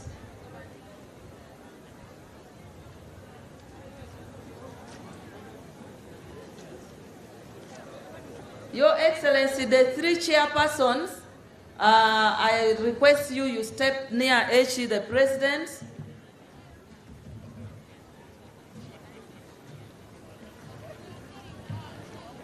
Thank you.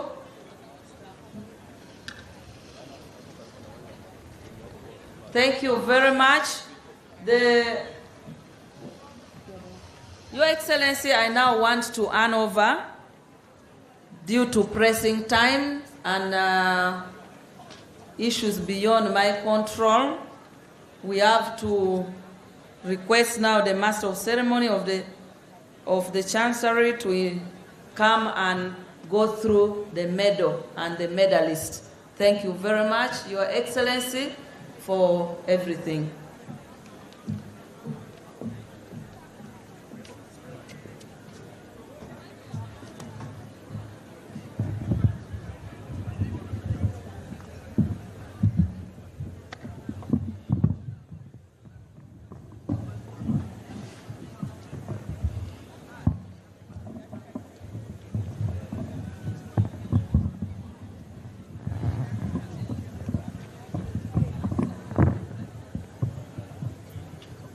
Your Excellency, the President of the Republic of Uganda,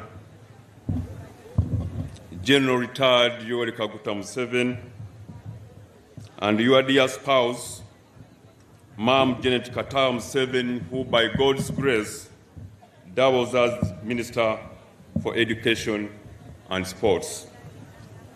Her Excellency, the Vice President of the Republic of Uganda, Major Retired Jessica Rose Alupo Epel, the Vice Chairman of the National Resistance Movement Party, Right Honorable Alhaji Moses Chigongo, Right Honorable First Deputy Prime Minister and Minister for the East African Community Affairs, Rebecca Litwala Kadaga, Right Honorable Third Deputy Prime Minister and Minister without Portfolio and Political Mobilization, Honorable Kia Nakadama Isanga, Honorable Cabinet Ministers and Ministers of State here present, Honorable Members of Parliament here present, Their Excellencies the Ambassadors and High Commissioners here present, the Deputy Chief of Defense Forces, Uganda People's Defense Forces, Sister Security Chiefs,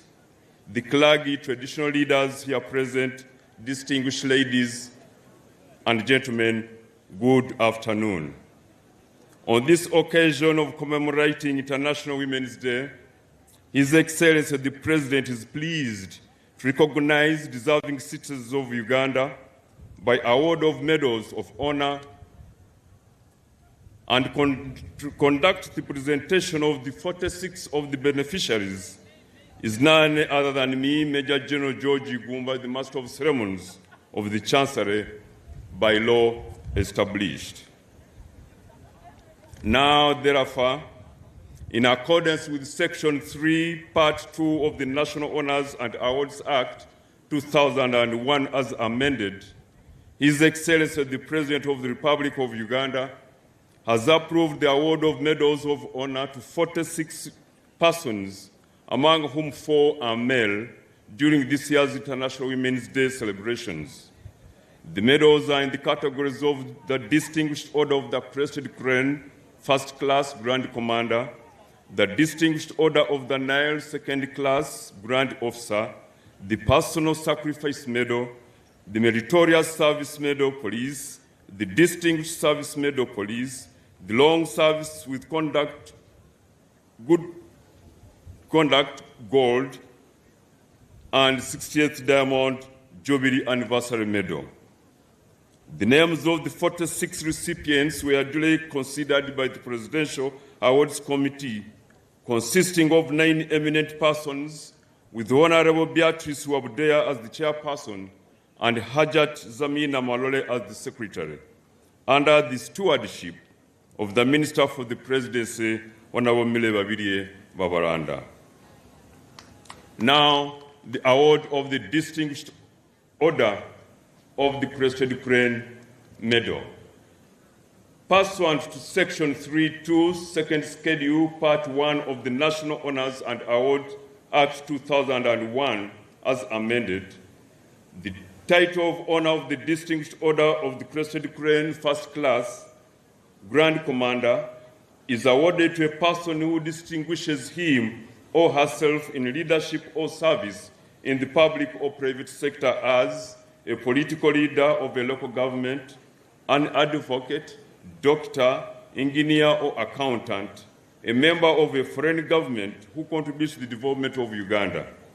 The one awardee who has been duly approved is none other than Right Honorable Rebecca Alitwala Kadaga, a female adult from Kamuli District. Rebecca Alitwala Kadaga is a trailblazer in law, governance, and human rights advocacy. She has made significant contributions to Uganda and beyond. A former 2-term Speaker of Parliament of Uganda, she serves as the first Deputy Prime Minister and Minister for East African Affairs. Over the years, she has held various leadership positions, including Secretary General of the East African Women Parliamentary Association, Chairperson of the Interparliamentary Union of Member States of the Intergovernmental Authority on Development, Women's Caucus, and President Designatee of the Commonwealth Parliamentary Association. Award of the Distinguished Order of the Nile Medal. Pursuant to Section 3.2, Second Schedule, Part 1 of the National Honours and Awards Act 2001 as amended, the title of Honour of the Distinguished Order of the Nile Second Class Grand Officer is awarded to a person who excels in production, research, economic development, social or cultural enterprises while promoting Uganda abroad through artistic, scientific, or cultural work, by working in the public service, being a member of a cultural, religious, academic, or scientific institution, being a member of the public or private sector, being a traditional leader or community leader, or being a distinguished member of a visiting cultural delegation. The 2 awardees who have been duly approved are Her Excellency Tumsime Rhoda Peace, a female adult from Mitoma District, who holds a master's degree in planning and managing development, a bachelor's degree in rural economy and agriculture, and a diploma in women and development. The second one is none other than Mrs. Celia Nabeta Kafreka, a female adult from Shema District. She is a highly accomplished Ugandan diplomat, currently serving as the Minister Counselor and Accounting Officer at the Permanent Mission of Uganda to the United Nations. She is a strong advocate for women's empowerment, the protection of vulnerable groups, and an influential negotiator in the multilateral diplomacy. Award of the Personal Sacrifice Medal, Police. Pursuant to Section 3.3, Second Schedule, Part 2A of the National Honors and Awards Act 2001 as amended, the title of honor of the Personal Sacrifice Medal is awarded to officers who have been wounded or killed in the line of duty. It may be awarded posthumously. The one awardee who has been duly approved is number 66197, Police Constable Nakasero Fiona, a female adult from Kamuli District, who joined the Uganda Police Force on 15th November 2010 as a probationer police constable. Award of the Meritorious Service Medal, Police. Pursuant to Section 3.3 Schedule, Part 2A of the National Honors and Awards Act 2001 as amended, the title of honor of the Meritorious Service Medal is awarded to police officers for meritorious service, particularly in operations where initiative and meritorious behavior have made vital differences to the success of the operations. It is also awarded for acts of endurance and dedication. The one awardee who has been duly approved is number 32523, Sergeant Asapo Stella, a female adult from Soroti District, who joined the Uganda Police Force on 10th October 1998 as a probation police constable. Next is award of the Distinguished Service Medal, Police.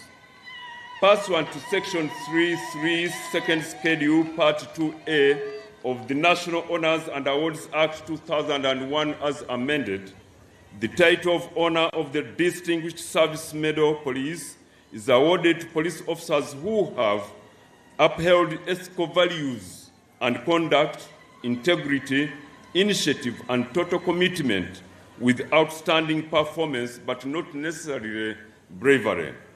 The medal is also awarded for acts of humility, kindness, humanitarian attitude, and faithfulness. The one awardee who has been duly approved is number K/1905, Commissioner of Police, Chibuika Sarah, a female adult from Namtumba District. Sarah joined the Uganda Police Force on 18th August 2001 as the Cadet Assistant Superintendent of Police and has risen through the ranks to the current position of Commissioner of Police. She holds a Bachelor of Arts of Makerere University, a postgraduate diploma in monitoring and evaluation from the Uganda Management Institute, and a master's degree in governance and security of Makerere University. She at one point in time represented the Uganda Police Force in the United Nations mission in Sudan as an individual police officer, where her exceptional performance earned her commendation. She is a resilient, self-driven, hard-working, and disciplined officer who has mentored many fellow officers in the Uganda Police Force. Next, award of the Long Service with Good Conduct, Gold, 30 years plus Police Medal. Pursuant to Section 3.3, Second Schedule, Part 2A of the National Honors and Awards Act 2001 as amended, the title of honor of the Long Service with Good Conduct, Gold, 30 years plus medal is awarded to officers with long service years with a clean and uninterrupted service to the force. The four awardees who have been duly approved are number 0/2100, Superintendent of Police Opal Ongwen Joffrey, a male adult from Pakwach District, who joined the Uganda Police Force on 11th October 1986 as a probationer police constable and has since risen through the ranks to his current position as Superintendent of Police. Next is B/950, Assistant Superintendent of Police, Biarabaha K. Stefan, a male adult from Shema District, who joined the Uganda Police Force on 30th July 1989. Next is number N/1287, Assistant Superintendent of Police Nadunga Fatuma, a female adult from Stronko District, who joined the Uganda Police Force on 1st July 1987. Next is number A/1637, Inspector of Police Akechi Juliet, a female adult from Gulu District, who joined the force on 31st July 1989. Award of the 60th Diamond Jubilee Anniversary Medal. Pursuant to Section 3.2, Second Schedule, Part 1 of the National Honors and Awards Act 2001 as amended, the title of honor of the National Independence Medal, 60th Diamond Jubilee, is awarded to a person in recognition of outstanding service and loyalty to the country from 9th October 1962 to 9th October 2023, and who has championed and contributed significantly to the struggle for independence, or to a person who has continued to protect the independence of Uganda. The 36 awardees who have been duly approved are number Resistance Officer 12392, Major Rose Kanyesije, a female adult from Chirura District.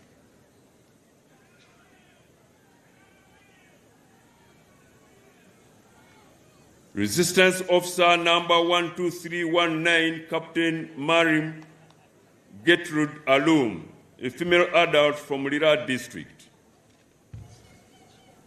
Resistance Officer number 12555, Captain Rose Oyela, a female adult from Lamore District. Resistance Officer number 13661, Captain Caroline Chosimire, a female adult from Lubiri's District. Next on this category is Resistance Army number 218386, Lance Corporal Agaba Baker, a female adult from Rakai District. Next is Miss Chigo Grace, a female adult from Wiko District. Chigo Grace has been a journalist by profession since 2010 in the Directorate of Information, Ministry of Defense and Veteran Affairs in Buya, Kampala. She holds a Bachelor of Arts degree of Makerere University and a National Diploma in Journalism from the International Institute of Media and Business. Next is number /1270, Inspector of Police Ntende Godfrey Morris, a male adult from Iganga District, who joined the Uganda Police Force on 29th January 2005 as a probation police constable and has risen through the ranks to the current position of Inspector of Police. Next is Miss Proscovia Kengonzi, Principal Officer 1, a female adult from Hoima District. She holds a bachelor's degree in Office Management and Secretariat Studies of Nkumba University. Next is Miss Rita Matuka, Principal Officer 1, a female adult from Namsindwa District, who holds a bachelor's degree in Administrative and Secretarial Service of Chambogo University and a National Diploma in Secretarial Studies of Makerere University. Next is Miss Sidra Madrio Alice Pido, Principal Officer 2, a female adult from Moyo District, who enlisted into the Uganda Prison Service on 2nd June 1989. Next is Miss Oyela Christine, Chief Wardress 3, female adult from Lamore District, who enlisted into the Uganda Prison Service on 4th January 1995 as a recruit wardress. Next is Miss Flavia Angwech, Chief Wardress 3, a female adult from Lamore District. Next on the list, Your Excellency, is none other than Miss Margaret Tuhumwire, a female adult from Kanungu District. Next is Miss Dozis Aibe Nomugisha, a female adult from Rwanda District.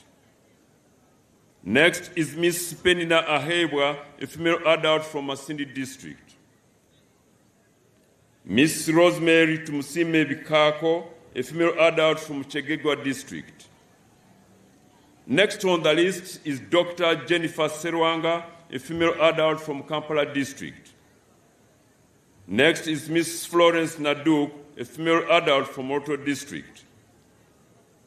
Next is Miss Marian Mutagamba, a female adult from Chotra District, and Miss Betty Akulo, a female adult from Rira District. Next is Miss Anne Bakazimbaga Muhindo, a female adult from Mutungamo District. Next is Dr. Isabella Epiu, a female adult from Ngora District. Next is Miss Harriet Atako, a female adult from Pakwach District. Next is Dr. Sharon Okello, a female adult from Oyam District. Next is Miss Olive Namtebi, a female adult from Luero District. Next is Miss Ruth Muguta, a female adult from Barara District. Next is Dr. Lydia Mungerera, a female adult from Taleja District, who is followed by Professor Ruth Mukama, a female adult from Dhaka District. Next is Miss Irene Ovonj Odida, a female adult from Nebi District, followed by Dr. Madina Mwagale Glover, a female adult from Mbale District. Next is Dr. Amos Nyathirombo, a male adult from Zombo District, followed by Miss Esther Namvubia, a female adult from Chankwanz District. Next is Miss Faibi Nandaula, a female adult from Chankwanz District, who is followed by Miss Christine Katiki, a female adult from Chankwanz District, who is followed by Miss Christine Gwali Wanancha, a female adult from Chankwanz District. The very last on my list, Your Excellency, is none other than Miss Geraldine Nabukenya, a female adult from Masaka District. I beg to submit, Your Excellency, while thanking you for your kind attention for God and my country.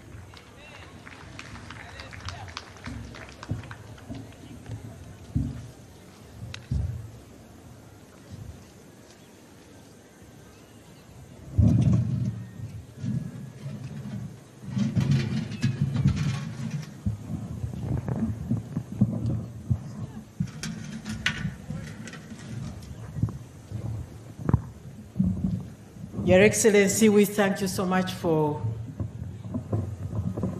being with us all this time, the whole day. I know you love us as women in Uganda. Your Excellency, now